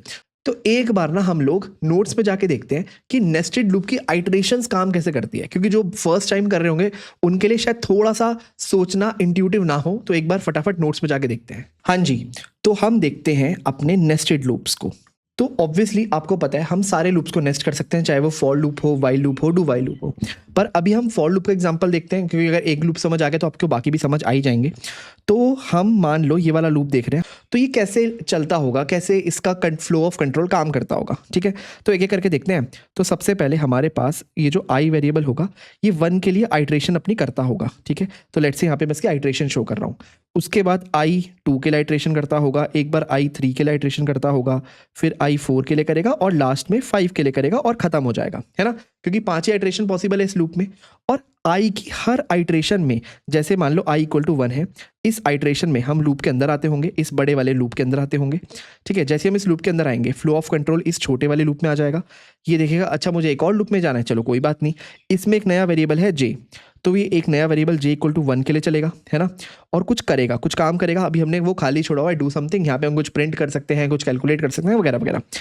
अब ये लूप कब तक चलता रहेगा, अगर आप इस इनर लूप को देखो, ये वाला लूप कब तक चलता रहेगा, जब तक जे 1 से लेके 5 ना हो जाए, है ना। और ये इनर लूप है, तो जब तक ये लूप खत्म नहीं होगा हम दोबारा से बाहर वाले लूप में नहीं जाएंगे। तो पहले ये लूप खत्म होता होगा, तो कैसे होता होगा, जे इज इक्वल टू 1 से लेके जे इक्वल टू 5 तक चलता होगा पहले, आई इक्वल टू 1 के अंदर ही, है ना। जैसे ये 5 तक चला, ये इनर लूप खत्म हो गया, फिर हम इसके बाहर आए, हमने बाहर आके देखा और कोई स्टेटमेंट नहीं है, यानी कि हम इसके भी इस फर्स्ट आइट्रेशन को खत्म कर दिया। फिर हम आउटर लूप के सेकंड आइट्रेशन में गए, अब आई की वैल्यू हो चुकी है 2, ठीक है। अब जैसे आई की वैल्यू 2 हो चुकी है, हम वापस से इस लूप के अंदर आए, हमने देखा एक और इनर लूप है, ये 1 से 5 तक चलेगा, यानी कि यहाँ पे दोबारा ये चलेगा जे इक्वल टू 1 से जे इक्वल टू 5 तक, है ना।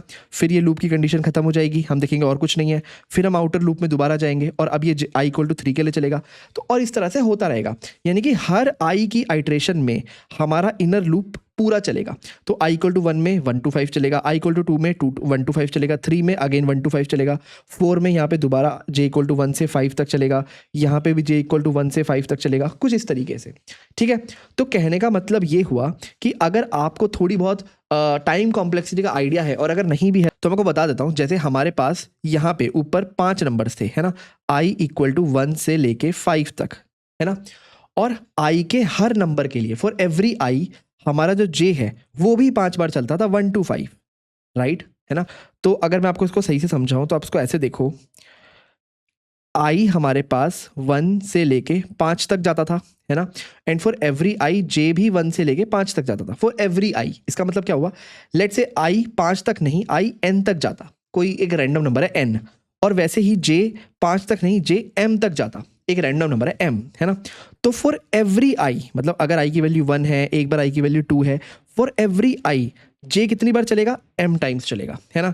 इसके लिए भी जे कितनी बार चलेगा, अपना पूरा m टाइम्स चलेगा। और ऐसे i कितनी बार चलेगा, i n टाइम्स चलेगा, है ना। और हर उसके लिए जे अपना m टाइम चलेगा।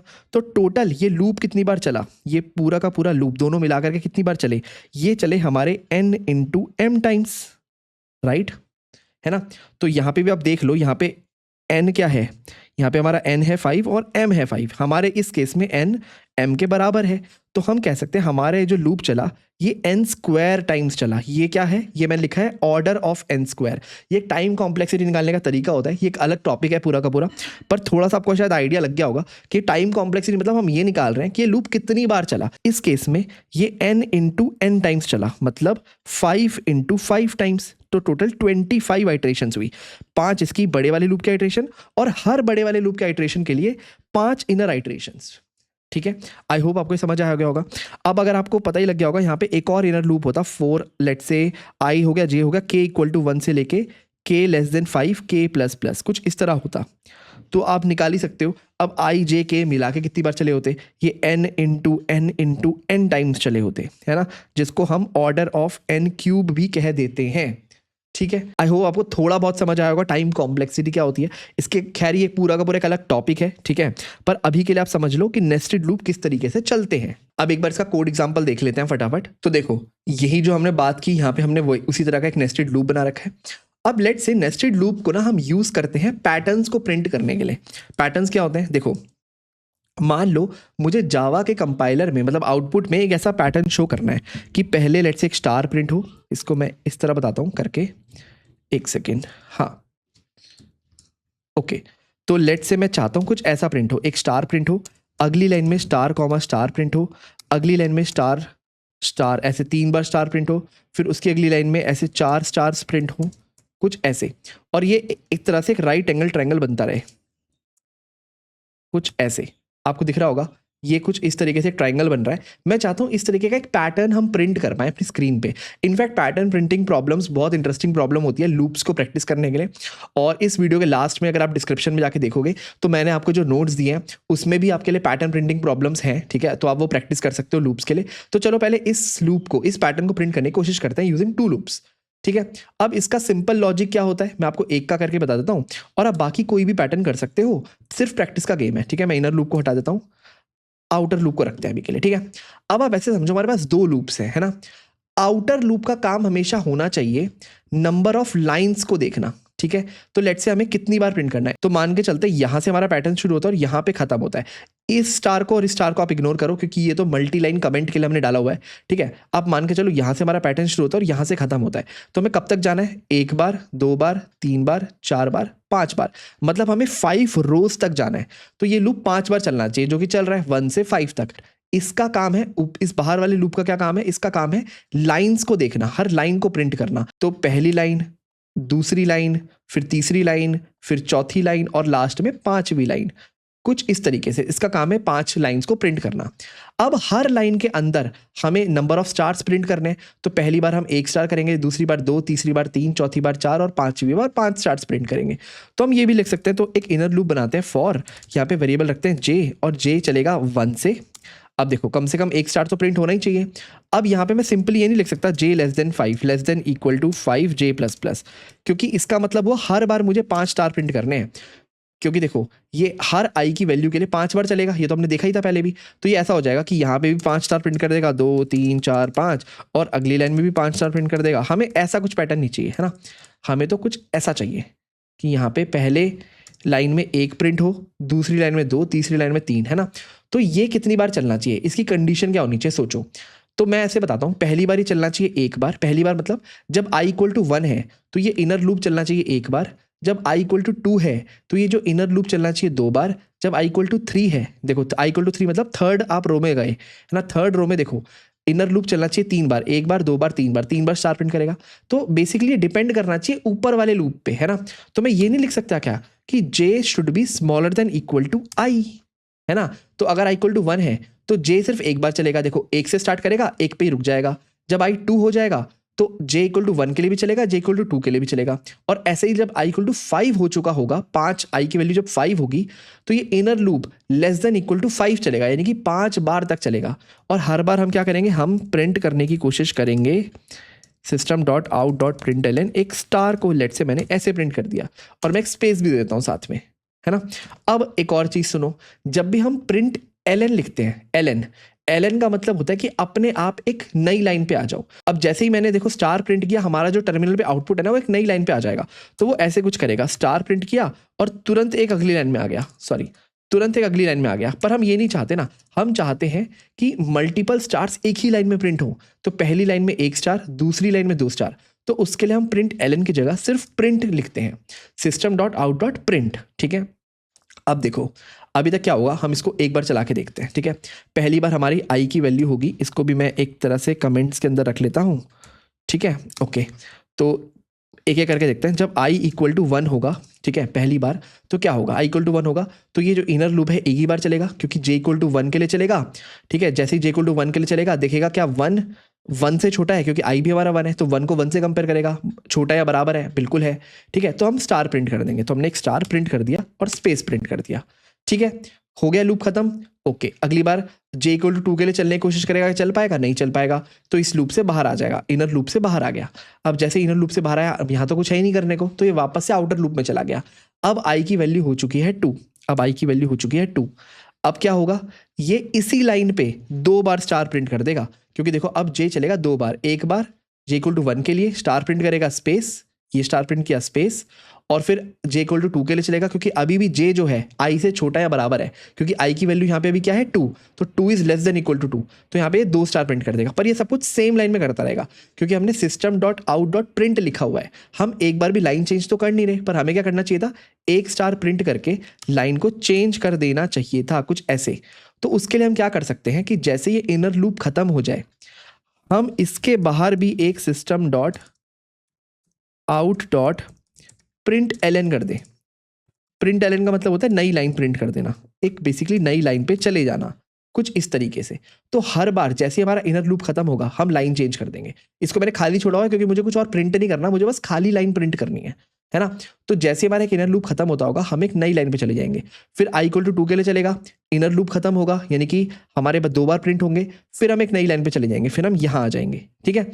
फिर हमारा i इक्वल टू 3 के लिए 3 बार लूप चलेगा इनर वाला, तो 1 बार, फिर 2 बार, फिर 3 बार। जैसे ही 3 बार चला, क्या होगा, हम इस लूप से बाहर आ जाएंगे इनर वाले, और एक नई लाइन प्रिंट कर देंगे। तो हमने एक नई लाइन प्रिंट कर दी, कुछ इस तरीके से, ठीक है। तो 1 बार, 2 बार, 3 बार, अब नई लाइन पे, अब अगली बार i इक्वल टू 4 हो चुका है, यानी कि यहाँ पे 4 स्टार प्रिंट होने चाहिए। तो हम 1, 2, 3, 4 प्रिंट करेंगे इस लूप की वजह से, और इस लूप से बाहर आ जाएंगे और फिर से एक नई लाइन प्रिंट कर देंगे, मतलब यहाँ आ गए, कुछ इस तरीके से। जैसे यहाँ है, फिर लास्ट में 5 बार चलेगा, और हम 1, 2, 3, 4, 5, कुछ इस तरीके से 5 स्टार प्रिंट कर देंगे, और फाइनली नई लाइन पे आ जाएंगे, कुछ इस तरीके से। और जैसे ही यहाँ पे नई लाइन पे आए, i की वैल्यू हो चुकी होगी 6 is not less than equal to 5, हम आउटर लूप से भी बाहर आ जाएंगे। तो हमारा ये वाला पैटर्न प्रिंट हो जाना चाहिए, ठीक है। तो एक बार इसको करके देख लेते हैं, इसको हटा देते हैं, ठीक है। ओके, इसको एक बार रन करके देखते हैं फटाफट। ये देखो, ये पैटर्न प्रिंट हो गया, राइट।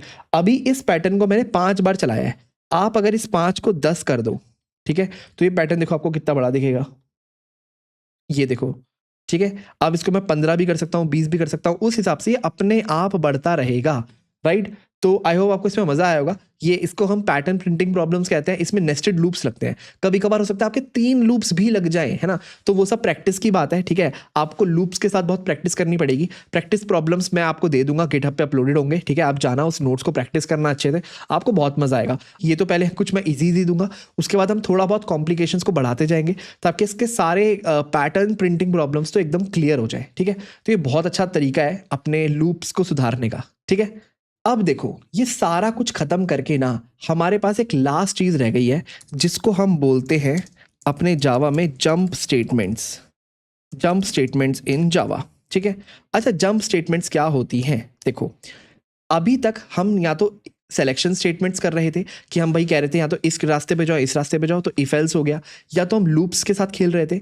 अब हमारे पास आती है जावा में जंप स्टेटमेंट्स, ठीक है। अब जंप स्टेटमेंट्स 2 तरह की होती हैं, एक होती है जावा में ब्रेक और एक होती है कंटिन्यू कुछ इस तरीके से। अब ब्रेक को तो आपने स्विच में देखा ही था, याद है आपको, जब हम कहते हैं कि हर केस के बाद आपको ब्रेक लिखना पड़ेगा, नहीं तो हमारा जो स्विच है वो उसके नेक्स्ट केस को भी एग्जीक्यूट कर देगा। तो उसको हम दोबारा एक बार ब्रेक को देखेंगे कि ब्रेक का यूज सिर्फ स्विच में नहीं होता, इनफैक्ट इस जंप स्टेटमेंट को आप कहीं भी यूज कर सकते हो। सेम हमारे पास एक कंटिन्यू है, इसको भी आप कहीं भी यूज कर सकते हो, पर सबसे अच्छा यूज आता है इसका लूप्स के अंदर। ठीक है, कैसे देखते हैं। तो उससे पहले हम इसको कर देते हैं कमेंट, ताकि ये हमारे को हिंडर ना करे कुछ भी लिखने के लिए। ओके, सब कुछ कमेंटेड है, तो यहाँ से हम अपना नया कोड स्टार्ट कर सकते हैं। ठीक है, तो लेट से मैं यहाँ पे ना एक और दोबारा से लूप लिखता हूँ, i = 1, i <= लेट से 10 और i++ कुछ इस तरीके से मैंने एक लूप लिखा। और हर बार मैं पता क्या करता हूँ, हर बार लेट से system.out.println मैं i को प्रिंट करने की कोशिश करता हूँ। बहुत बढ़िया, मैं आई को प्रिंट करने की कोशिश करता हूँ और मेरा आंसर क्या होता होगा, 1 to 10 प्रिंट हो जाता होगा, जो अभी तक हम करे जा रहे थे। अगर हम एक बार देखें तो 1 to 10 प्रिंट हो जाता होगा, बहुत बढ़िया। पर लेट से किसी रीज़न से ना मैं चाहता हूँ कि ये जो लूप है, जैसे आई की वैल्यू 5 हो जाए ना, हम इस लूप से बाहर आ जाएं, हम 6, 7, 8, 9, 10 के लिए लूप चलाए ना। ठीक है, तो आप कहोगे भैया बहुत सिंपल है, यहाँ पे 10 की जगह 5 कर दो, है ना। बिल्कुल, बात तो सिंपल है, पर मैं इसको छेड़ना नहीं चाहता। मैं कहता हूँ ये चलने दो, ठीक है, पर अंदर से मैं चाहता हूँ किसी तरीके से मैं इस लूप को 5 के बाद चलने ही ना दूँ। अब मैं ऐसा क्यों चाहूँगा, बहुत सारे रीज़न हो सकते हैं। तो जैसे मैंने कहा कि मैं चाहता हूँ कि ये लूप 5 के बाद चलना नहीं चाहिए, तो इसको मैं अंदर से कैसे हैंडल कर सकता हूँ, तो एक बार देखते हैं। तो मैं कह रहा हूँ, अगर मैं ऐसा कुछ लिख दूँ कि if i is greater than equal to 5, या इक्वल टू नहीं, simple i is greater than 5, अगर i की वैल्यू 5 से बड़ी हो जाती है, अगर i की वैल्यू 5 से बड़ी हो जाती है, तो मैंने सिंपल लिख दिया ब्रेक। देखो अभी क्या करेगा ब्रेक, सोचो इसको, पहले i की वैल्यू 1 होगी, हम 1 प्रिंट कर देंगे।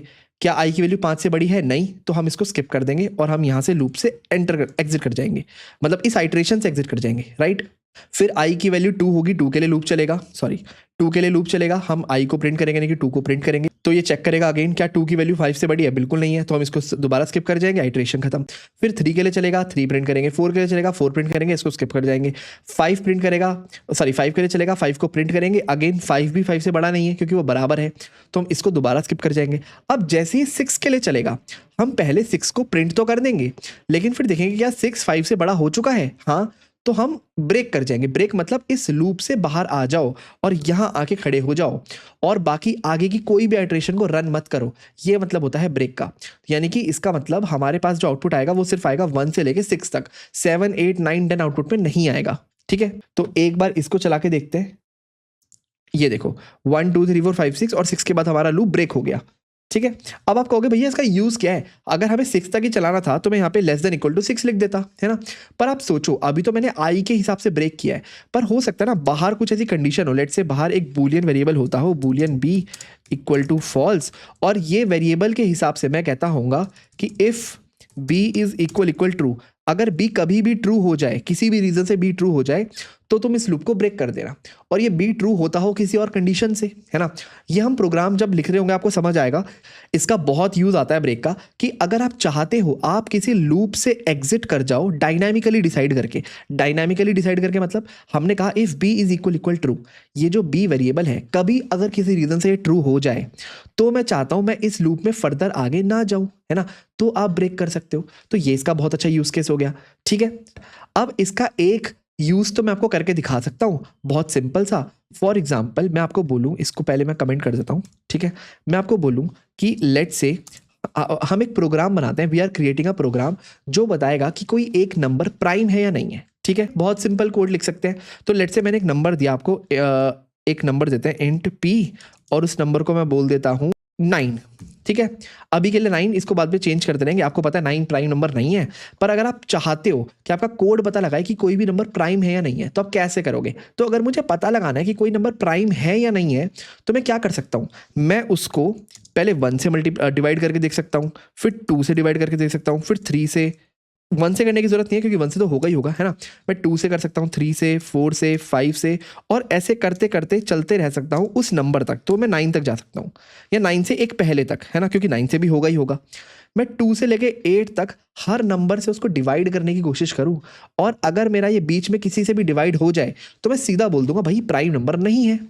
पर और अगर मेरा किसी से भी डिवाइड ना हो तो मैं बोल दूंगा ये प्राइम नंबर है, राइट? बिल्कुल सही लॉजिक है। तो यही लॉजिक अगर हम अप्लाई करें तो हमें लूप्स लगेंगे। तो हम एक काम करते हैं, हम एक लूप लिखते हैं for int i equal to 2 से i less than equal to जो भी हमारा नंबर है, पी जो है, ये जो हमारा नंबर है पी, इससे एक कम तक जाएंगे। तो या तो आप ऐसे लिख दो i less than equal to p minus 1, या फिर सीधा लिख दो आई लेस देन पी, है ना? तो आई से पहले तक रुक जाएगा और हर बार हम आई को प्लस प्लस करते रहेंगे। तो पहले आई 2 के लिए चलेगा, फिर 3, फिर 4, फिर 5, सॉरी फिर 4, फिर 5, ऐसे करते करते 8 तक चलेगा। और हर बार हम क्या करेंगे, हम कोशिश करेंगे ये जो नंबर है p, इसको डिवाइड करें, यानी कि इसका रिमाइंडर निकालने की कोशिश करें यूजिंग i, ठीक है? और इसको मैं ऐसे लिख सकता हूं कि if p modulo i is equal 0, कि क्या कभी भी इस प्राइम नंबर, इस p नंबर को 9 को अगर मैं डिवाइड करूं i से, तो पहले 2 से डिवाइड करने की कोशिश करूं, फिर 3 से, फिर 4 से, किसी भी केस में क्या मेरे को रिमाइंडर 0 मिल रहा है? अगर मिल रहा है, आपको पता है अगर ये कंडीशन ट्रू हो जाए तो इसका मतलब वो नंबर प्राइम नहीं है ना? क्योंकि वो नंबर डिवाइड हो पा रहा है। जैसे ये वाला नंबर 3 से डिवाइड हो जाएगा, अगर मैं 9 को 3 से डिवाइड करूंगा तो 3 3 9, रिमाइंडर बचेगा 0। तो उस केस में जब i की वैल्यू 3 होगी ना, हम इस इफ के अंदर एंटर कर जाएंगे और इस इफ के अंदर हम प्रिंट कर सकते हैं, let's say system dot out dot println, हम प्रिंट क्या कर सकते हैं, the number is not prime, कुछ इस तरीके से प्रिंट कर सकते हैं, है ना? और अगर मान लो हम p मॉड्यूलो i कभी ट्रू हो ही ना, लेट्स से नंबर सच में प्राइम हो, हम यहाँ पे 7 लिख दें, तो 7 तो प्राइम है और 7 के लिए लूप कब तक चलेगा, 2 से लेकर के 7 तक चलेगा, सॉरी 6 तक ही चलेगा बस, है ना? 7 माइनस 1, p माइनस 1 तक लूप चलता है। तो हम 2 से डिवाइड करेंगे 7 को, रिमाइंडर आ जाएगा 1 आएगा, 3 से डिवाइड करेंगे 7 को, अगेन रिमाइंडर आएगा, 4 से डिवाइड करेंगे 7 को अलग, अगेन रिमाइंडर आएगा।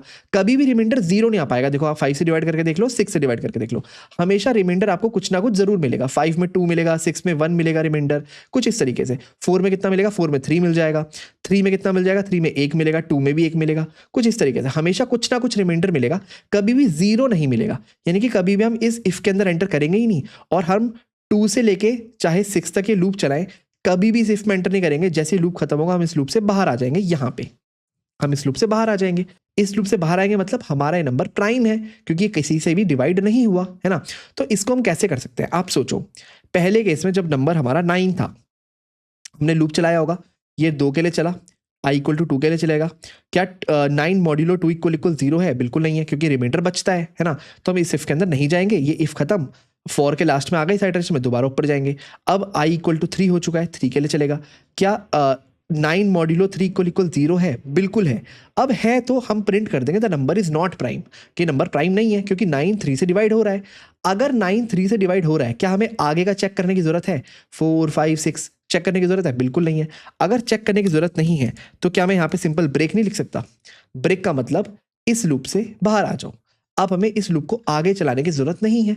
तो देखा, हमने डायनामिकली डिसाइड किया कि अगर नंबर डिवाइड हो गया, अगर p मॉड्यूलो i 0 हो गया, तो मुझे इस लूप को आगे चलाने की जरूरत नहीं है, मैं यहाँ से ब्रेक करके इस लूप से बाहर आ सकता हूँ, ठीक है?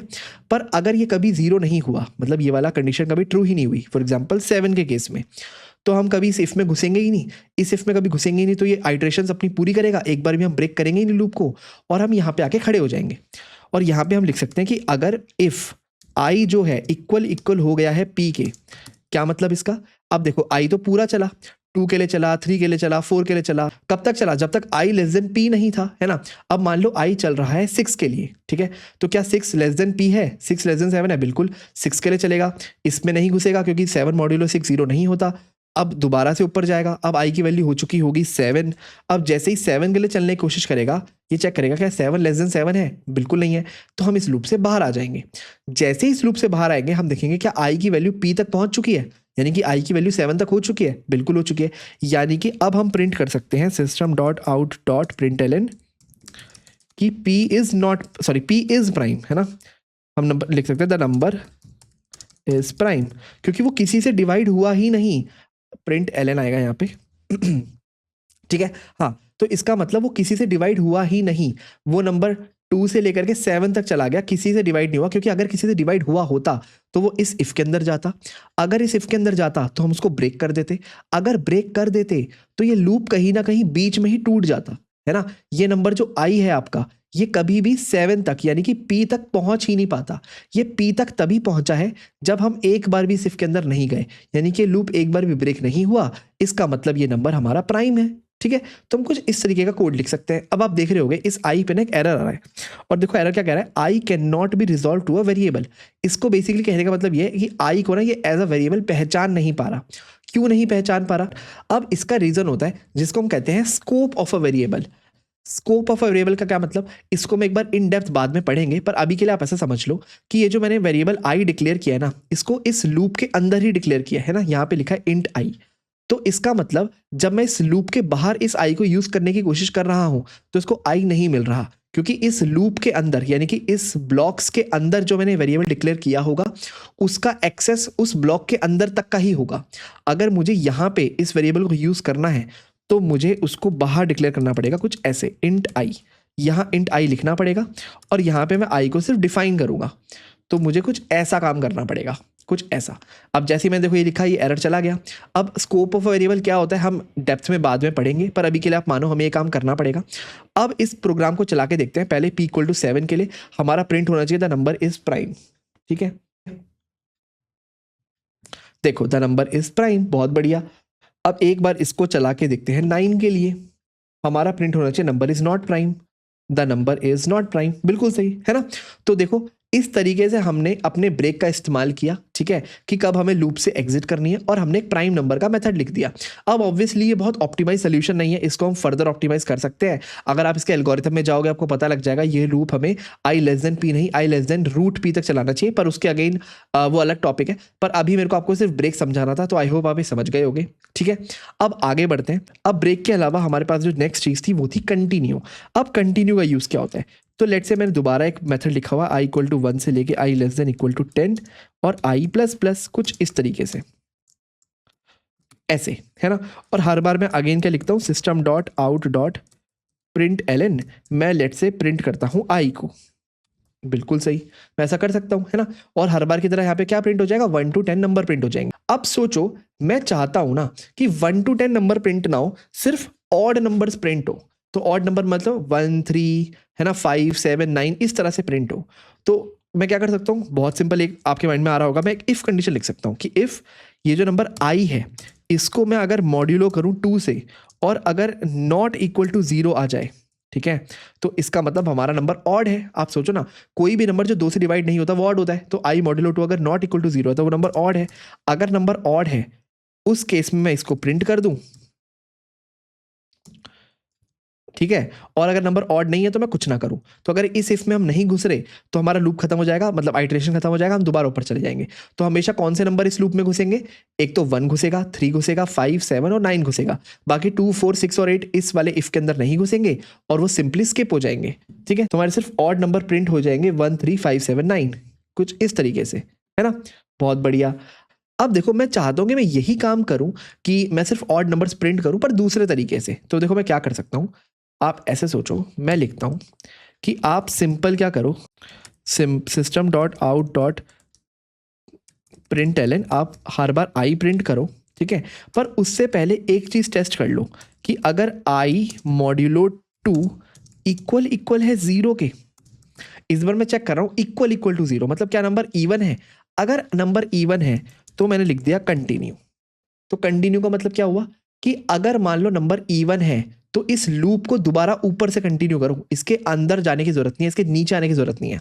तो कहने का मतलब ये, तो लेट्स से पहले लूप चलेगा = 1 के लिए, हम चेक करेंगे क्या 1 मॉड्यूलो 2 = 0 है, बिल्कुल नहीं, है ना। 1 तो एक ऑड नंबर है, तो हम इस इफ में नहीं जाएंगे, हम 1 को सिंपली प्रिंट कर देंगे।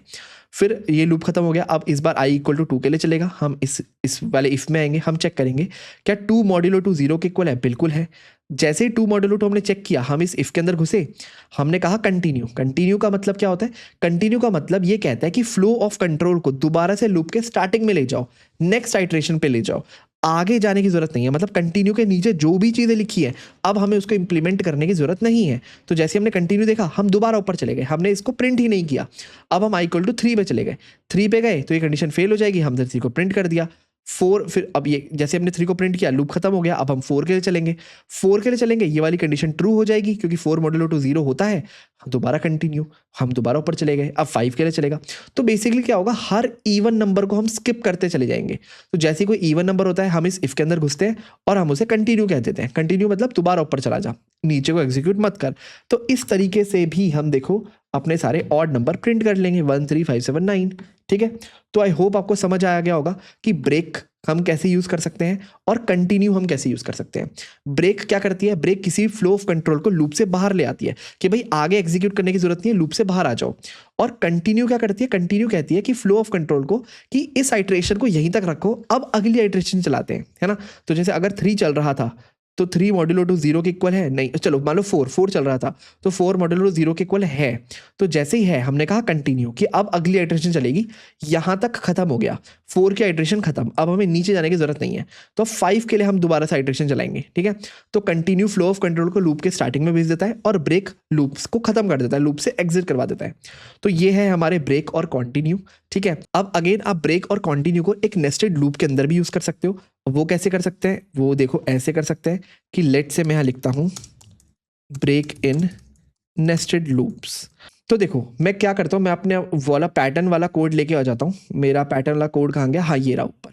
ठीक है, जहाँ पे मैं एक पैटर्न को प्रिंट कर रहा था यहाँ पे, और इसको अनकमेंट कर देते हैं। हाँ जी, तो देखो यहाँ पे मैं 10 का पैटर्न प्रिंट कर रहा था इन स्टार से। अगर हम इसको दोबारा चला के देखें तो कुछ इस तरीके का पैटर्न हमारे पास प्रिंट हो रहा था। पर आप सोचो, मैं कहूँ कि मैं नॉर्मली ना यहाँ पे ब्रेक लगा देता हूँ, लेट्स से कि if j is greater than equal to 5, तो मैंने लिख दिया ब्रेक। तो क्या होता होगा, आप खुद सोचो इसका आउटपुट क्या होगा। मैंने कहा जैसे ही j की वैल्यू, इस वाले j की वैल्यू 5 से बड़ी हो जाए, ठीक है, तो ऑब्वियसली 5 से बड़ी कब होगी, जब वो 5th लाइन के बाद होगा। क्योंकि हमारा पैटर्न कैसा दिखता है, हमारा पैटर्न कुछ ऐसा दिखता है। पहली लाइन में 1 स्टार प्रिंट होता है, अगली लाइन में स्टार कॉमा स्टार प्रिंट होते हैं। ठीक है, और अगली लाइन में star comma star comma star 3 print होते हैं। तो अभी जो इनर लूप है वो j 3 बार चल रहा है तो इसमें नहीं घुसेगा। फिर अगली लाइन में 4 बार प्रिंट होंगे कुछ इस तरीके से। तो अब इस बार j की वैल्यू 4 तक गई, अभी तक भी इसमें नहीं घुसेगा। अगली बार 5 प्रिंट होंगे कुछ ऐसे, तो इस बार j की वैल्यू 5 तक गई। अब j की वैल्यू जैसे ही 5 हुई हमने कहा ब्रेक। ठीक है, अब देखो यहाँ पे 2 लूप्स हैं, एक फॉर लूप आउटर वाला, एक इनर वाला, और ब्रेक लिखा है इनर वाले में। तो हम किस लूप से ब्रेक करेंगे, हम हमेशा उस लूप से ब्रेक करेंगे जिस लूप के अंदर हमने ब्रेक लिखा है। तो देखो ये ब्रेक कहाँ लिखा है, इस वाले लूप के अंदर। तो यानी कि हम इस लूप से बाहर आना चाहते हैं, इस लूप से। इस लूप से बाहर आने का मतलब हम इसके बाहर आके खड़े हो जाएंगे। ठीक है, तो ब्रेक का मतलब इस लूप को ब्रेक करके बाहर आ जाओ। लेकिन ये बड़ा वाला लूप, जो बाहर वाला लूप है, ये तो अभी भी चल रहा है। ठीक है, तो अब देखो क्या होगा, यहां तक तो प्रिंट हो गया। अब अगली बार लूप चलेगा 6 के लिए। तो 6 के लिए मतलब पहले 1, फिर 2 प्रिंट किया, 3 प्रिंट किया, 4 प्रिंट किया, 5 प्रिंट किया। अब j की वैल्यू जैसे ही इक्वल टू 5 हुई, हमने कहा ब्रेक। हम यहाँ से दोबारा से ब्रेक कर जाएंगे, मतलब इस लूप से बाहर आके खड़े हो जाएंगे यहाँ पे। और जैसे इस लूप से बाहर आएंगे क्या होगा, हम कहेंगे लाइन चेंज, हम लाइन चेंज प्रिंट कर देंगे कुछ ऐसे। और 5 के बाद हम छठा वाला प्रिंट ही नहीं करेंगे। और अगली बार दोबारा अब आई किसके लिए चलेगा, 1 2 3 4 5 6, अब आई चलेगा 7 के लिए। तो 7 के लिए भी ये कितनी बार चलना चाहिए था, 7 बार चलना चाहिए था लॉजिकली, लेकिन ये चल पाएगा सिर्फ 5 बार, 1 2 3 4 5। अब 5 बार जैसे ही चला, ये वाली कंडीशन ट्रू हो गई, हम कहेंगे ब्रेक, हम दोबारा इससे बाहर आ जाएंगे। ठीक है, क्योंकि ब्रेक करने का मतलब क्या होता है, हम इनर लूप से बाहर आ गए, और इनर लूप से बाहर आते ही हमें क्या दिख जाती है, लाइन चेंज। हम लाइन चेंज कर देते हैं और फिर दोबारा से हम आउटर लूप को एग्जीक्यूट करते हैं। इस बार दोबारा 8 के लिए चलेगा, 1 2 3 4 5। 5 के आगे नहीं चल पाएगा क्योंकि हम कर देंगे ब्रेक और हम बाहर आ जाएंगे। तो बेसिकली ये जो हमारा राइट एंगल ट्रायंगल बन रहा था ना, ये सिर्फ 5 तक बनेगा, उसके बाद ये कॉमन हो जाएगा, कॉन्स्टेंट हो जाएगा। ठीक है, उसके आगे आगे जा ही नहीं पाएगा। तो हमारा कुछ इस तरीके का पैटर्न फॉर्म होगा। अगर आप चाहते हो तो हम इसको चला के देख लेते हैं।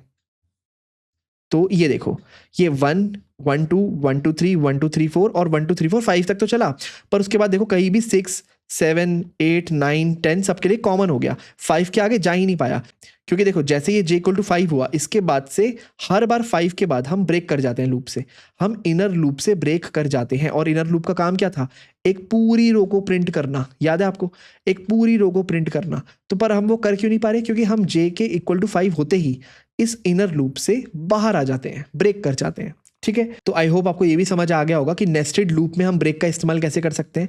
ठीक है, अब इसके भी अपने कुछ फ़ायदे होते हैं, कभी हमें ज़रूरत पड़ेगी ब्रेक को यूज़ करने की नेस्टेड लूप में, तो ये हमारा बहुत काम आएगा। सेम तरीके से आप नेस्टेड लूप में कंटिन्यू यूज़ कर सकते हो। अगर आप यहाँ पे लिख देते कंटिन्यू, यहाँ पे अगर आप लिख देते कंटिन्यू, तो आप खुद ही इमेजिन कर सकते हो कि डायग्राम कैसे बनेगा। आई होप, मैं चाहता हूँ आप खुद से बना के देखो एक बार।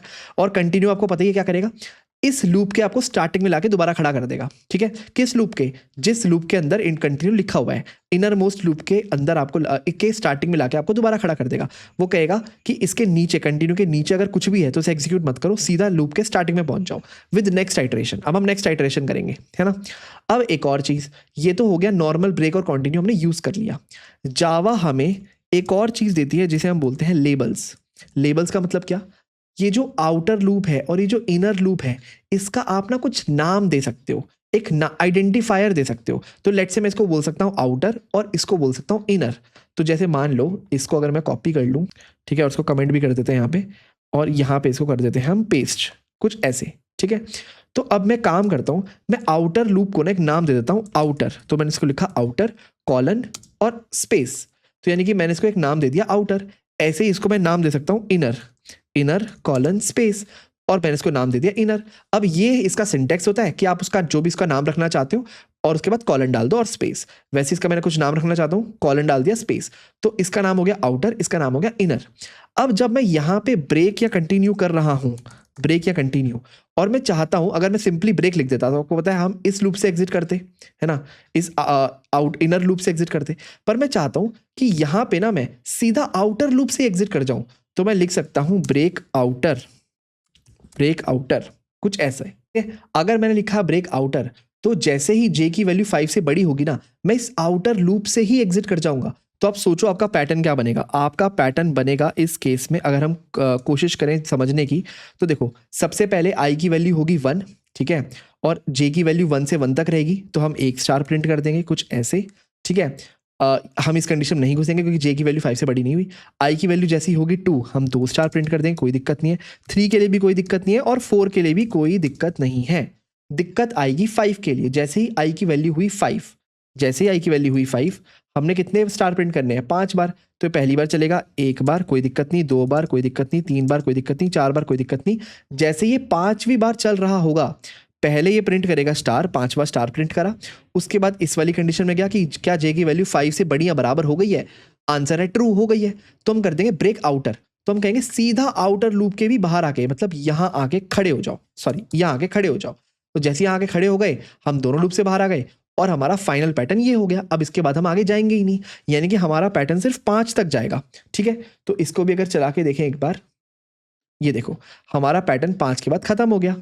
ठीक है, तो इस तरीके से भी अगर आप चाहते हो कि आप ब्रेक करना चाहते हो आउटर लूप की तरफ, या अगर आप मान लो 3-4 नेस्टेड लूप्स हैं और उसमें भी आपने नाम रखा हुआ है first loop, second loop, third loop, और आप किसी भी लूप से एग्जिट करवाना चाहते हो, तो आप बस ब्रेक लिखो और उस लूप का नाम लिख दो। और इनफैक्ट कहने की बात ही नहीं है कि हम यहाँ पे कंटिन्यू भी यूज कर सकते हैं, कंटिन्यू आउटर, अब ये भी कर सकते हो। इसका आउटपुट जो भी होगा आप खुद सोचो, इमेजिन करो क्या होना चाहिए इसी फॉर्म में, है ना। तो आई होप आपको ये कहानियां समझ आई होंगी, ठीक है, कि आप ब्रेक और कंटिन्यू को कब यूज करते हो, और आप इन सब के नाम भी ले सकते हो, है ना, आउटर, इनर या फर्स्ट लूप, सेकंड लूप, और आप किसी भी लूप से ब्रेक या कंटिन्यू कर सकते हो। ठीक है, इनफैक्ट मैं आपको अगर सही बताऊं तो आपको मैंने क्या कहा था, कोई भी एक कोड ब्लॉक क्या होता है, जो भी एक करली ब्रैकेट के अंदर आता है वो एक कोड ब्लॉक होता है। जावा में बिना किसी लूप के भी या बिना किसी इफ स्टेटमेंट के भी सिंपली आप एक कोड ब्लॉक बना सकते हो और उसका नाम भी रख सकते हो। तो लेट्स से मैंने इसको नाम दे दिया फर्स्ट, ठीक है, और इसके अंदर मैं एक और कोड ब्लॉक बना देता हूं सेकंड, कुछ ऐसा। इसके अंदर लेट्स से मैं एक और कोड ब्लॉक बना देता हूं थर्ड, कुछ ऐसा। ये देखो मैं ऐसा भी कर सकता हूं, और लेट्स से अंदर मैं बस कुछ नहीं करता, system.out.println, यहाँ पे क्या करता हूँ, हेलो प्रिंट कर देता हूँ, मान लो ऐसे। ठीक है, एक बार के लिए मैं काम करता हूँ, इसको पहले कमेंट कर देता हूँ ताकि हमें कुछ दिक्कत ना दे। ठीक है, और यहाँ पे मैं लिख देता हूँ, मैं क्या कर रहा हूँ, मैं लिख रहा हूँ कोड ब्लॉक्स।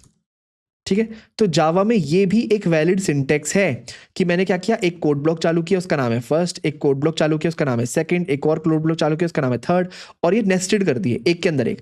और ये जो नाम है ना, ये ऑप्शनल है, मैं चाहूँ तो नाम रख सकता हूँ, चाहूँ तो मैं नाम नहीं रख सकता। और मैंने सिंपली क्या किया, सबसे अंदर जाके हेलो प्रिंट कर दिया। तो हमारा फ्लो ऑफ कंट्रोल क्या होगा, तो सबसे पहले हमारा कोड ब्लॉक, हमारा फ्लो ऑफ कंट्रोल क्या करेगा, इस कोड ब्लॉक के अंदर आएगा।